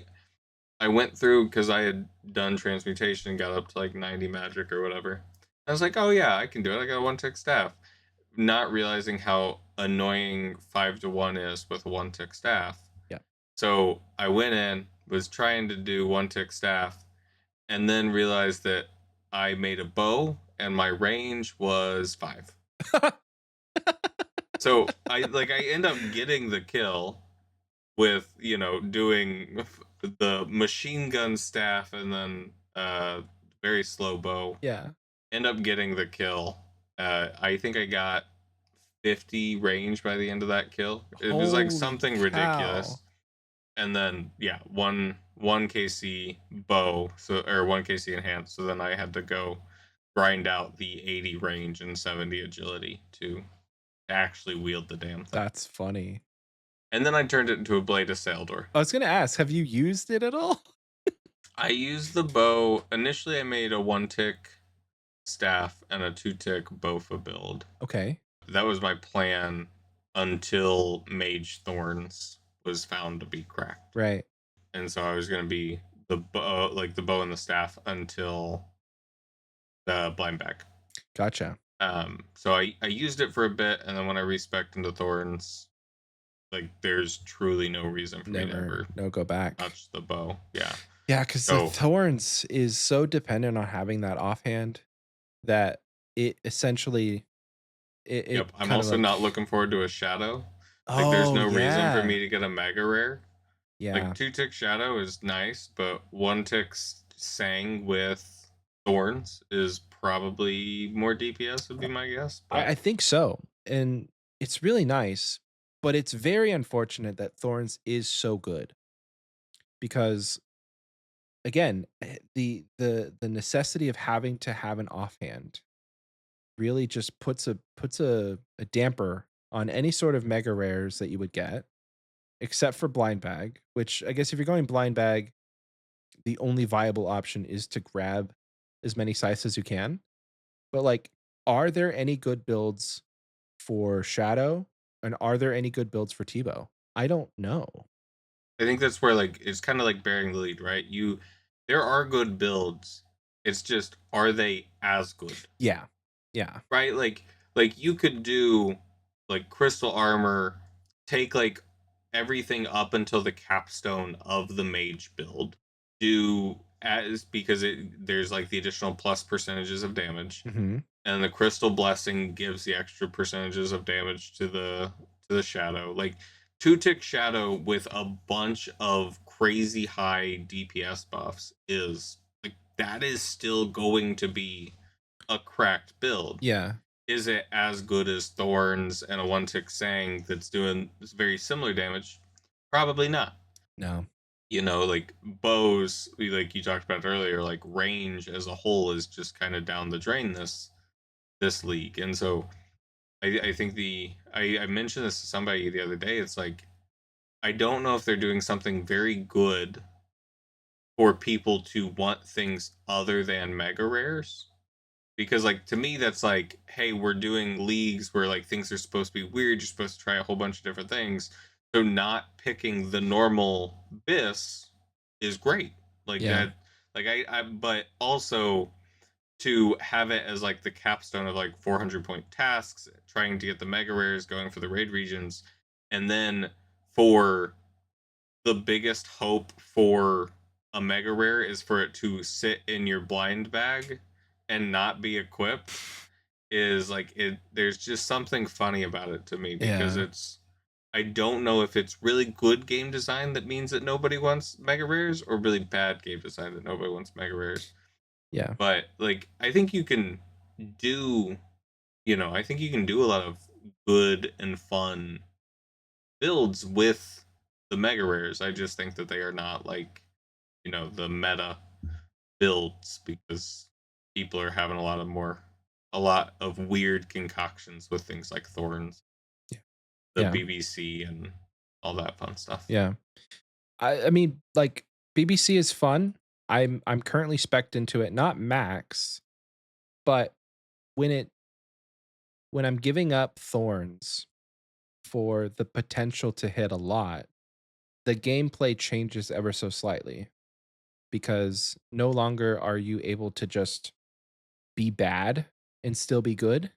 You have to be a Yep. little bit good, uh, and then you'll survive. The idea that you can just allow your allow your mage hits to continually heal you while also taking damage for not really doing anything, it's hard to pass up. So It is. I'm curious if that was something that like the JMods play tested thoroughly enough to be like, listen, I think that Thorns is really good. We should nerf it a bit or make it more viable for things other than just like having an offhand. Yeah. Oh, speaking of offhand, I keep forgetting I have access to Zaya, but I do. And I think a really fun build would be Adore Thorns once I get a Yes. Dins. Because that uh coupled like here's what I'm thinking. Door Thorns with a special attack focus because the special attack hits in a 10 by 10 would be really fun. That So, does sound fun. yeah. That like if I get a Dins early on, I do think that that would be something I go for. Cuz like while it's probably not great for general bossing, it would be fun for a lot of like I don't know if you could do the Inferno, but part of the Inferno would be very AFK with a door Thorns build because that's Yeah. defense to the max. So like Thorns would be hitting super high. Yeah, that was one of the builds that I was contemplating for my normie Mhm. was just door go Zaya and Mori to get Justiciar Oh, right. with the door and just be like the tankiest asshole out there. The issue is a lot of Thorns relies on actually getting hit. Yeah. And if you're running around in Justiciar and a door, you're probably not getting hit Wait, as much as you'd like. does it rely on getting hit? Because I thought that Not even if all of it, but a okay. lot of it. So like your there's parts of the Thorns build that does damage even when you get hit zeros. Mhm. But part of what makes Thorns so potent is with like the recoil, the Blood Fury, and the Echo Boot. Ah. And recoil from the Suffering and the or from the Echo Boots requires getting hit. You have to take Ah. damage for that to go. Gotcha. And then the melee hits, so your recoil or your thorns damage counts as melee hits, which gives the like your blood fury a chance to proc as well. And so like Yeah. that will trigger anything for like recharge or for charges being spent, and gives additional healing. And so it's like those there's several like aspects to it that's like your build is not nearly as potent if you're not getting hit because you're capped based off that recoil damage not being amplified. Yeah. So it's still like a good build, but it's not as crazy as the other aspects. Also with the echoes, there's a way I haven't really looked into it, but there is a way that you can proc range echoes via melee. And Yep. doesn't that also require regen? Like once if you were to regen something, but there's no regen involved with the door. It is when hitting a target with a two-handed melee weapon, which would count for the door. Yep.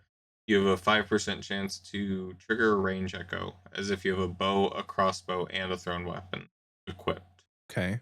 Um, so that's what triggers it, and then your caveats there is you pick the three things at the top of the range tree, which is range echoes never miss, with a plus 15% chance to trigger range echoes and 20% chance to max it.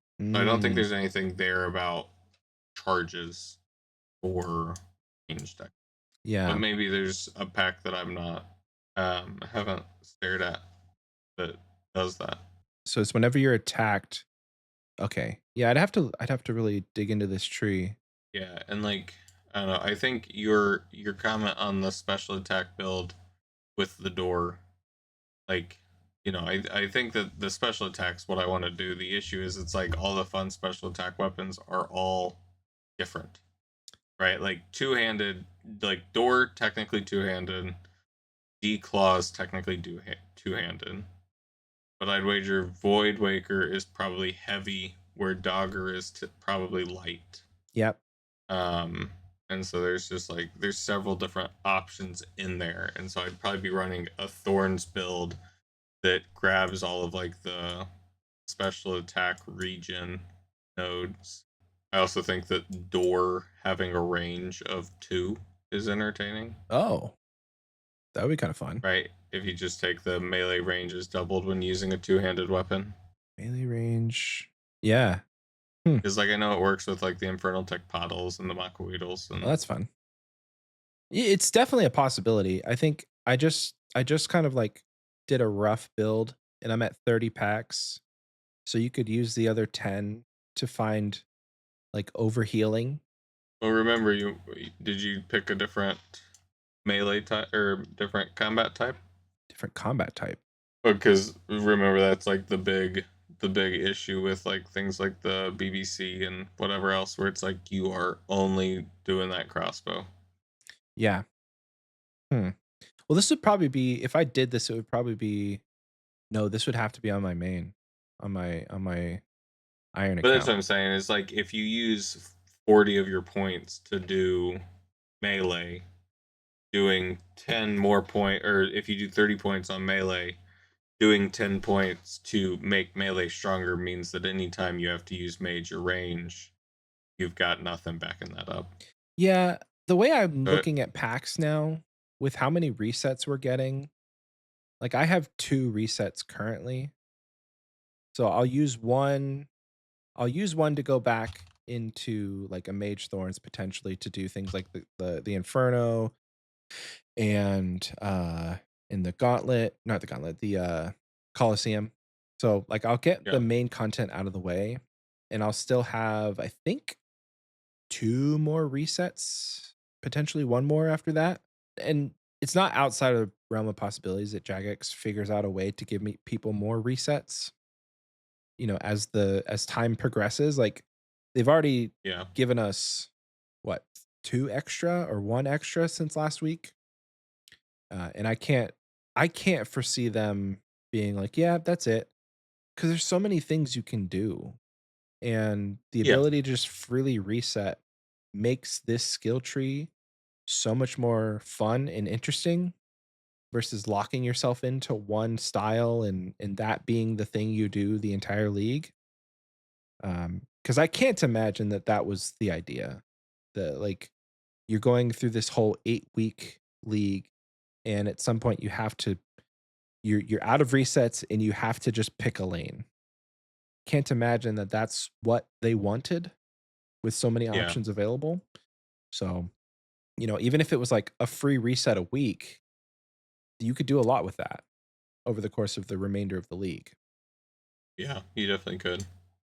But yeah, I think that they, with them having done something like this for the first time, I think that that's where it's like there's a lot of tuning surrounding like how the community feels, right? Because like what I've been told is this is very similar to Path of Exile, Mhm. and that is exactly how they do it. Is where it's more set in stone or stagnant, Mm. um, and not as easy to switch around.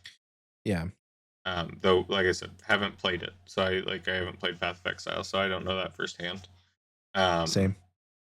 but like, I think that that's where maybe the two communities differ a bit. Is like not being able to do those full builds or having the commitment is not something that we are used to. Right. Alternatively, you would have to make a whole new account. If you're out of resets and you've gotten to the end of the 40 packs and you've locked yourself in, if you wanted to experience something like we were talking about with the door build, you'd have to make another account.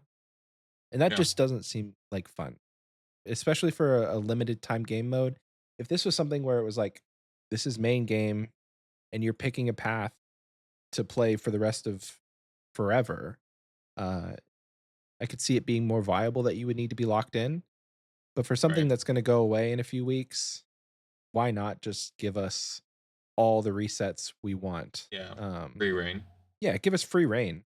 Like I've heard suggestions of like you can buy resets with GP, or once you reach a certain amount of points, like every 1,000 points is another reset or something, or a Yeah. certain amount of boss KC or something like something other than you're locked in.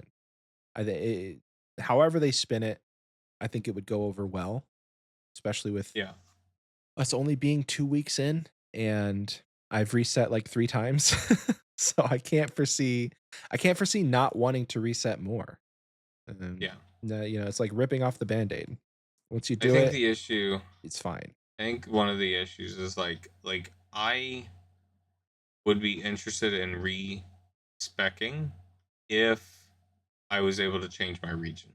Oh, okay. Right? Like I Yeah, think like part of the reason I took the regions I did was for the build I did. But I think gotcha. like I'm talking about like, okay, I want to do like a spec build. It's like there's not really great spec weapons in Andron, Tronwyn, Mauritania. Right? Like I mean like there's a few here or there, but none that like I want to build a full build around. Sure. And so Yeah, like I would be very interested in playing with the other echo weapons or building around the other echo weapon, but it would require me to go to those different regions. right.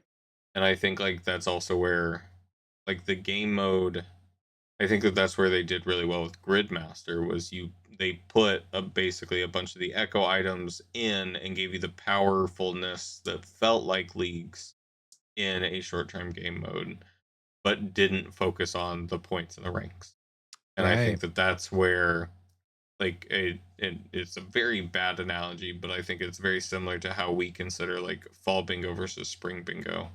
Is it's like we have to have a structure to spring bingo because that's the one that at least a lot of people perceive as more competitive, whereas fall bingo can be, you know, wacky as hell. And so I think that like leagues is more akin to spring bingo where people need that structure because people are racing for the trophies, they're trying to get the points and go through all the tasks and try to be as high ranking and efficient as possible, whereas something like gridmaster allows them to kind of like you know undo a couple of buttons and Yeah. let loose a bit. Yeah. Yeah. And so I think that that's kind of where it's at, is like they're trying to do you know gimmicks with Springo, and that's where it's like a lot of people are not sure how to do with that.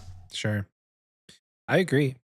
I have two talking points related to Gridmaster. The first one is kind of an easier one, but like, do you think do you think it would be a good cadence to have a league 1 year, and then something like a Gridmaster the next year, and then a league again, and kind of like go back and forth? I think people like leagues too much to say that they're going to be every other year. Mm, Granted, I think that they've done about a year and a half in between the past few. yeah. So maybe that's not as big of a deal.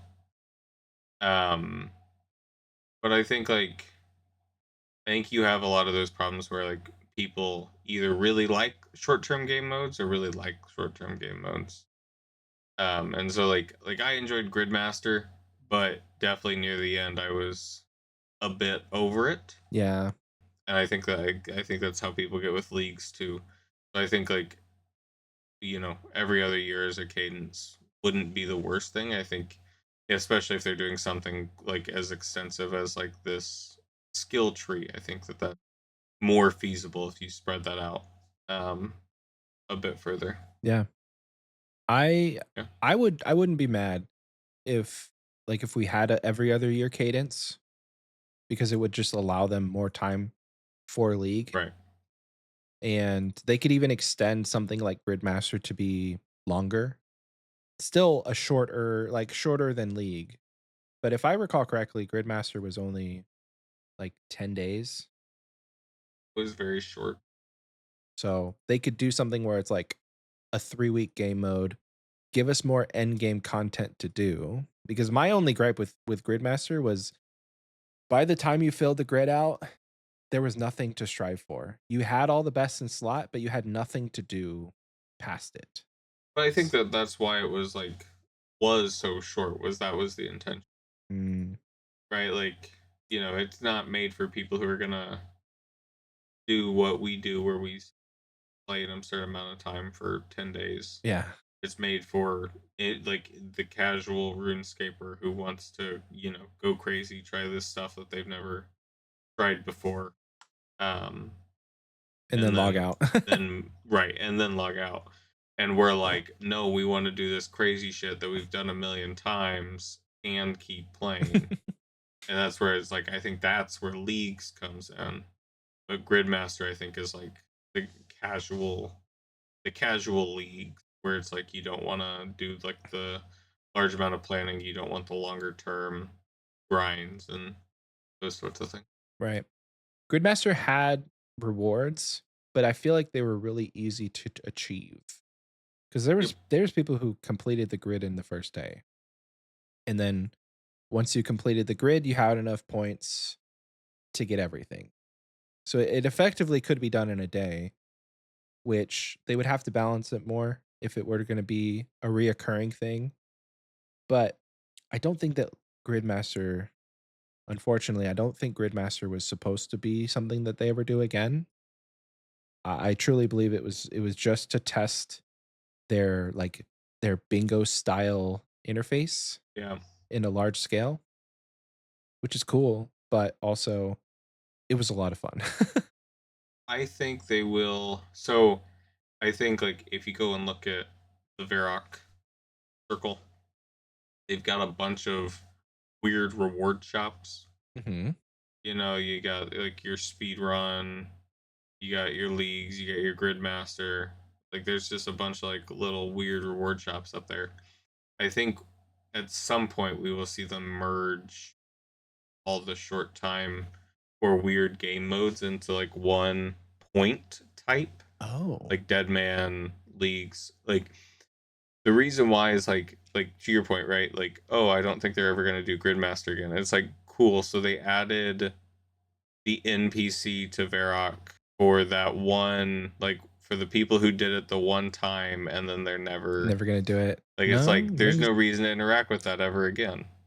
And so yeah, either they have to do more of those or have a different way to like access those points because otherwise it like that NPC is going to sit there and all of those points have come into the game and will never like you can't sell back to the store and get something else or that's anything like that. true. So It's true. so I could see them turning like and like I don't know like leagues in Deadman mode are large enough that maybe those will permanently stay separate, but things like you know Gridmaster, speedrunning worlds, like other short-term game modes, I could see them pushing all into one reward type where it's like you played the weird RuneScape for a week or weird RuneScape and did these certain things and now you have points for X, Y, and Z. Yeah.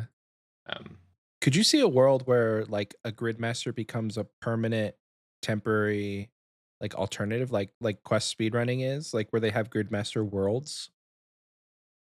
I don't think so for the same reason that like what we were just describing, right? Like I think you could maybe get away with that for leagues, but I don't think you could for Gridmaster because I think Gridmaster is meant to earn quick, Yeah.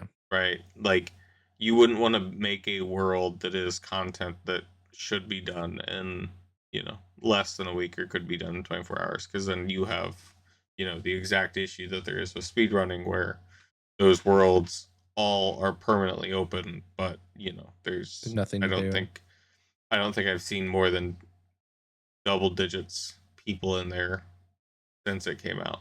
Right. All right, I'm now curious if there's how many people are in there. Probably 2 total. I see one, two, three. Yep, there are three people in the three quest speedrunning worlds that I see. And it's not unlikely that one of them is literally just practicing for Jad, because Yep. it's one of the main reasons I think that it's still it's still a thing that they keep quest speed running as a activity and dedicating an entire world to it.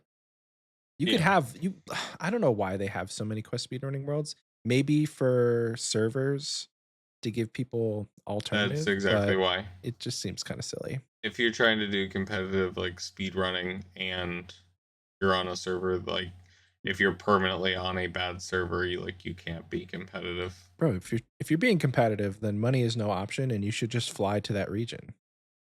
Oh yeah. Just go to England for the weekend and speed run all of it. Call it a day. You could? The other thing I had as far as a talking point when it comes to Gridmaster is one of the benefits for the like winners of Gridmaster was they got to design a relic. I don't know, I haven't looked into it, so I don't know if they revealed what relic those winners like created, but if I had to guess, I think it's transmutation. It's flow state. Oh, is it really? Yeah. Okay, well, that's confirmed.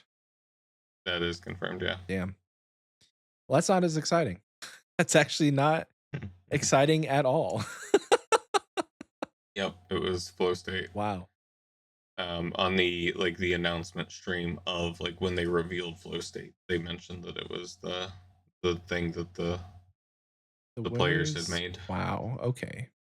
Well, we could have had something cooler, I guess, unfortunately. I'm just a flow state hater. I'm just a flow state hater through and through. Yeah. Like I said, I think it has its merits, but it is it's definitely I think the other relics were all powerful enough that it is just not competitive at the rank at like the tier it is.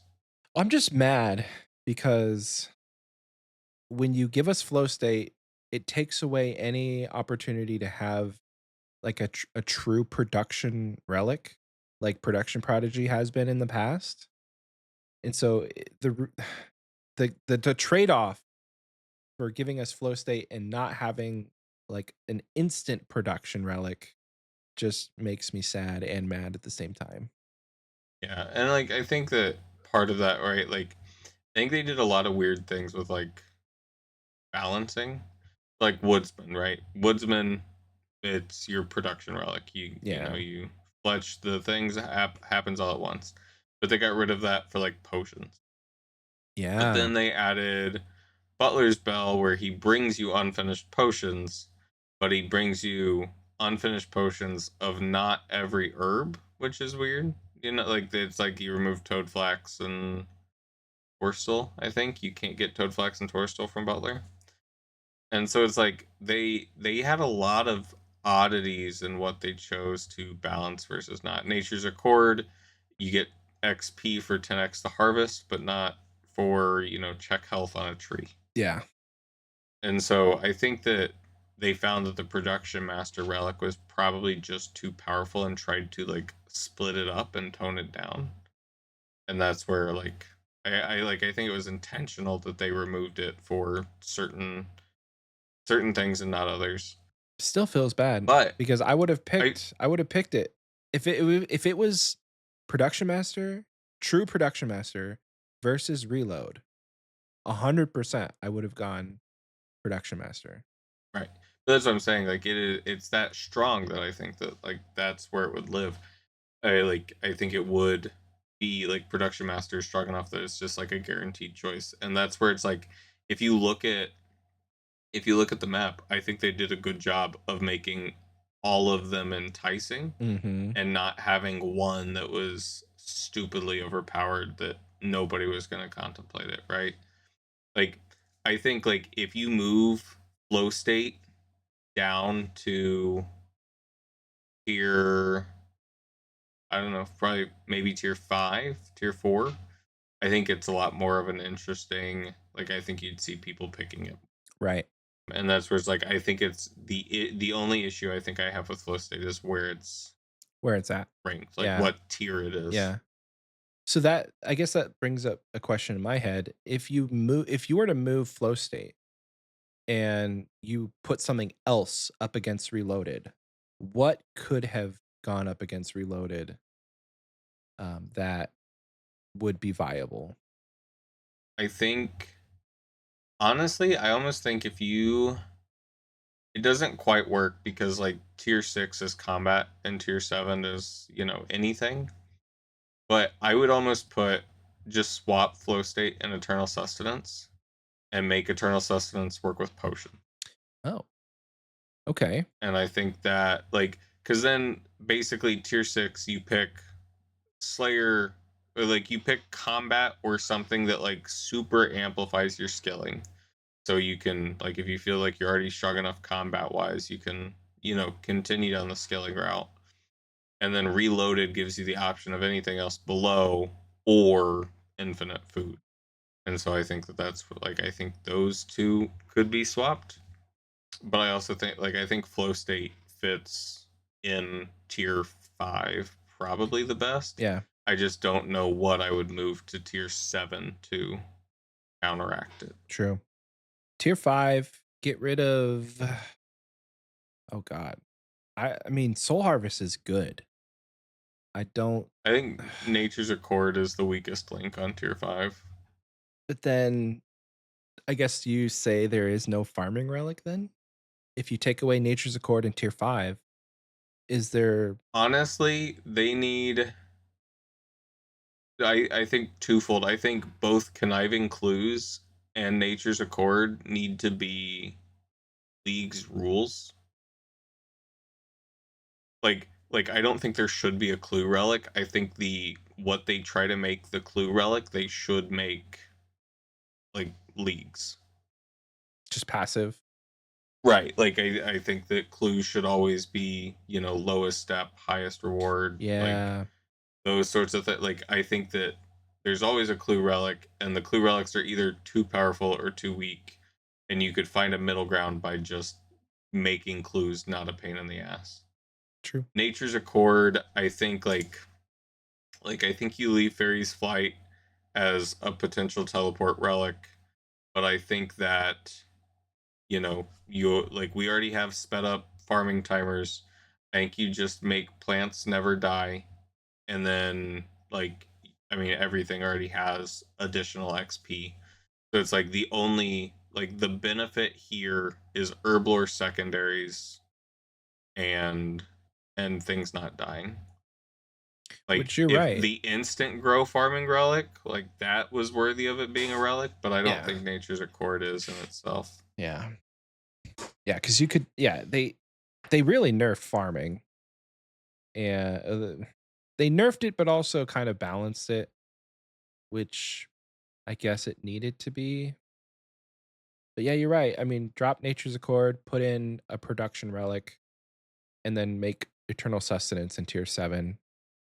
And then I guess Culling Spree and Grimoire could sit as the only tier 6s, or you could add another combat relic. Watch us predict League 7. This will be yeah, if you're listening to this in the future, if you're listening to this in the future and you're on, you're just started League 7, we've already predicted it. I think I had a prediction on like League Six that coming in, but I can't remember exactly where it landed. But yeah, like I mean, I think a lot of people really liked a lot of the Gridmaster buffs Mhm. that were like they're coming back. Man, one buff that I was sure was gonna come back, or like one aspect of Gridmaster was in like give it like a tier 2 or tier 3, you have the ability to link skills, but you can only pick Sure, one of the 3. I think that would have been an amazing choice for like a tier 2. a nice equilibrium moment.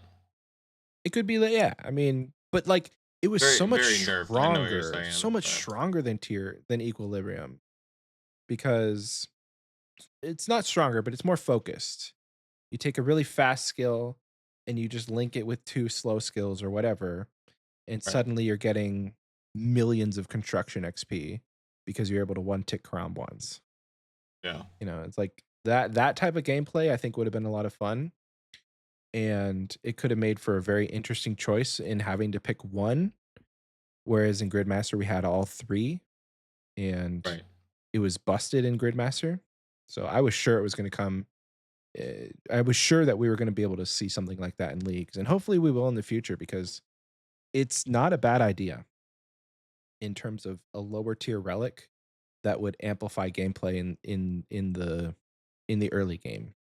By the way, barbarian fishing with barbarian gathering is amazing.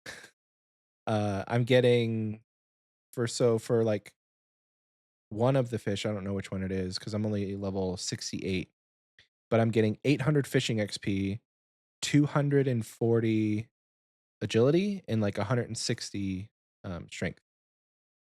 Sorry, the other way around. 240 strength, 160 agility. 160 agility. So it's really good. I think this is where I'll Yeah. end up trying to get like all of my fishing done because the butler can just bring me fish. No reason I need to Yep. go and fish anything else. Well, man, we have been going for, I mean, on the recording track, it's only like 2.5 hours. So I think it's a good place to end it. I did want to thank our patrons, but before I do that, did you have anything else on your mind you want to talk about? Pro tip: if you have larceny, do your arty diaries to increase your max coin pouches. Oh yeah. Cause what is it like 200 and something? It's like 10 times the normal amount. It's 10 times what you are allowed to have. And so with arty hards, you get up to 860 coin pouches instead of 280. Damn, that's quite good. And then what is it on elites? I don't remember It's because like I didn't have 120 the in main level game or to get up to something? it, but it's pretty high. You can hold up to 140 coin pouches, up from 84. So you can hold 1,400 coin pouches at Elite Whole Arty Diaries holy cow. with Larcenist. So that's my pro tip. That's That's a good pro and tip. and Carol's crossbow you can use Carol's crossbow for grapple if you're missing. You don't have a grapple in your bank. You can use a Carol's crossbow for some reason. Really? Yep. You don't Was need a it? mithril grapple? No, you can use a mithril grapple with a Carol's crossbow. Oh. How is that a pro tip? I just didn't have a crossbow in my bank and, didn't think that a Carol's crossbow was going to Oh, work. okay. I took a Carol's crossbow through Sepulcher Okay. I see. to loot there. Less of a pro tip. You can cut that one out if you think the arty one's too good Well, you kind of to ended be on a balanced out, low, so like I kind of have to. Okay. Okay. That's fine. Whatever. It's all right. Well, thank you for your pro tips. I'm going to quickly shout out our patrons and we'll wrap this shindig up. So, shout out to our Wise Old Man patrons. Anyway, this is where we're going to shout out our patrons. So, first up is the Wise Old Man patrons. We have two new Wise Old Man patrons. I think this episode, Siggy Freud. I don't know if we shouted them out in the last episode. If we did, double shout out, and 69 Potatoes. Thank you so much to our two new Wise Old Man patrons and all of the Wise Old Man patrons who are on the screen. Shout out to our KBD patrons who are also on the screen now. You guys are amazing. You know what? I'm going to read them. I'm going to read them out. We got time. So they're not on the screen because I'm reading them. So big shout out and big thank you to all of our KBD patrons, starting with Two to Fly, Oxie's dad, my dad, all of our dad, Cloud Kicker, Crash Out Jack, Elite Oreo Dunker, Kieran, Rack XX, our third favorite Patreon supporter, Ralph, Rune Riot 96, Run Metal 15, Ryan M, and the Big G Jordy. Those are all of our KBD patrons. Thank you so much for your support. Last but not least is our Jad tier patrons. So big shout out and big thank you to Fran Skyway, Mithril Fork, Petite River, and Soggy Waffles. That is our Patreon. If you want to support, you can do so by heading on over to patreon.com/Xpwaste. We have many tiers available to choose from. So if you choose, if you want to support the show, we have a lot of options there. Speaking of the different tiers, I know we talk about it, me and Oxy, quite a bit. We still haven't figured out what we're doing Party Pete. So stay tuned, I guess, for more information on whether or not Party Pete sticks around. Because, I mean, the main benefit of the Party Pete tier is that we offer some sort of extra episode, whether that be, you have access to the backlog of all the extra episodes, or Oxy and I do a stream once a month. And scheduling has just been a nightmare between us. So we haven't had a Patreon stream consistently, I think, since like last year, or late last year. So there's a potential that we'll see a change in the Party Pete tier in some capacity. We just don't know. So shout out to all of our patrons. Thank you so much for all your support. Now we should do a fun question. I completely forgot up until this point that we always end the episode the same way, and that is with a fun question. So I will give you the option. Do you want to come up with a fun question off the top of your head, or shall we read from our fun question section on Discord? I want to know everyone's worst league spill. Give Hmm. me the worst regions. Give me your worst weapons to build around. You know. So that would be technically a community question, which we can still ask. Down to do that, because we do need. Actually, no, we don't need a community question because we have one from the last episode. But a fun question is just something you and I answer. Ah, And last time, funny enough, last episode, Oxy and I had the fun question of give us your worst league's build. So that unfortunately is not an no, option. sad.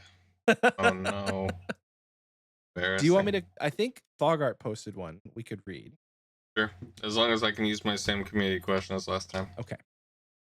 So Thogart asked in the community question section, nuke every league's region in the game, including Mistalin and Karamja, except for two.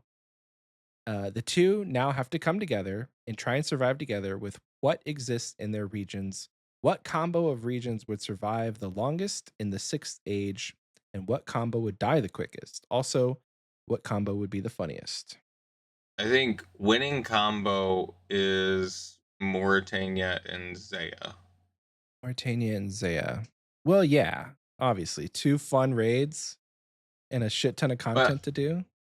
it's like I'm just thinking like if you had to like outfit armies with the items there, like I'm thinking like, you got Barrows brothers that can like the Barrows gear takes you through about anything, and then like theater blood and all that fun stuff, and same thing with Zaya is just a different raid region that has everything kind of locked down. Yeah.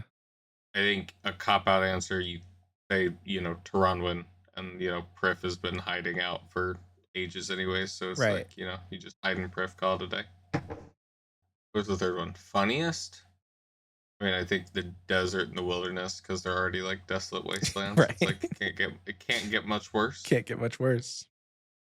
Um, though wilderness brings pretty brutal environment and creatures with it, so it might be able to.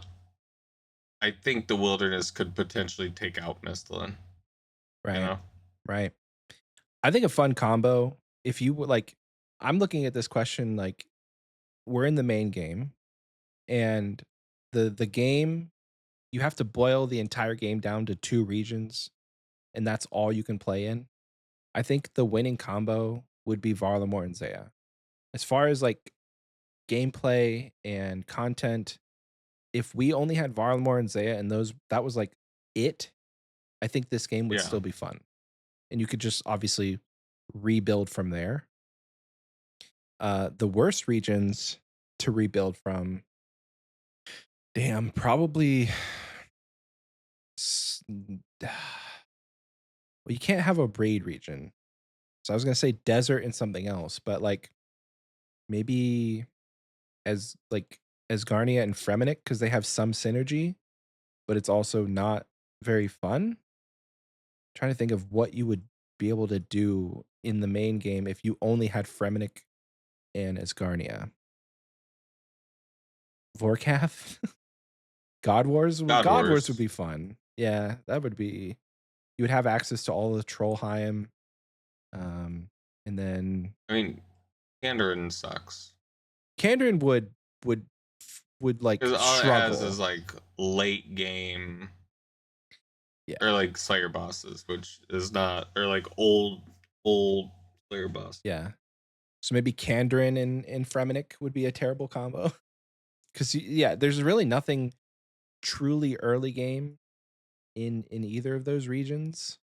None that I Yeah. can think of. Like you start on a fresh level 3, and you're expected to progress your game, but Fremenic, I mean, there's a lot of low level stuff in like I mean that's Fight Arena, Waterfall Quest, Tree Gnome Stronghold. Like there's a good chunk of low level content in Kandarin. oh, I am, and you have access to Catherby. Catherby's Yeah. pretty fun city. It's unrelated to anything we're talking about, but I like Catherby.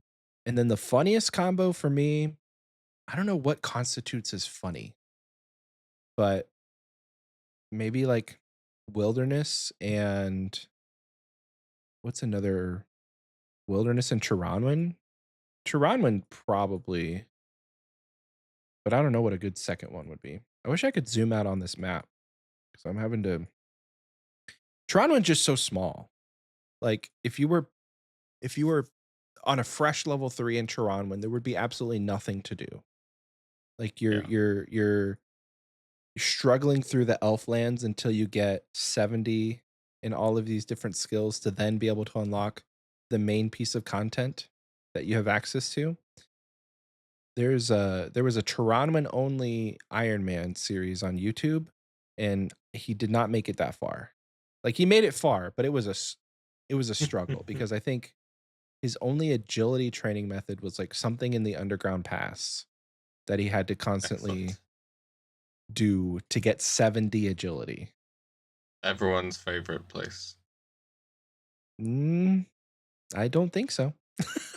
What? The You underground don't just pass, love the man. underground I pass? I can't say that I do.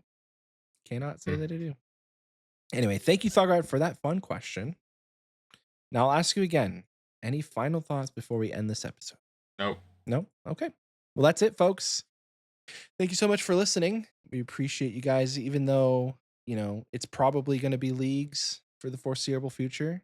We appreciate you listening and hanging out and giving us your ear holes for a couple of hours. If you want to catch more of, what Xpwaste has to offer, check out the links in the description. We have a merch store that has a lot of cool merch, and you can get those summer items. I like. I always say I'm gonna make tank tops, but I think we have tank tops already. So check it out. Tank tops are cool, right, Tiki? For the summer? Yeah. Yeah. Yeah. Anyway, that's going to do it for the episode. Again, thank you so much for listening, and we'll see you guys in 2 weeks. Bye.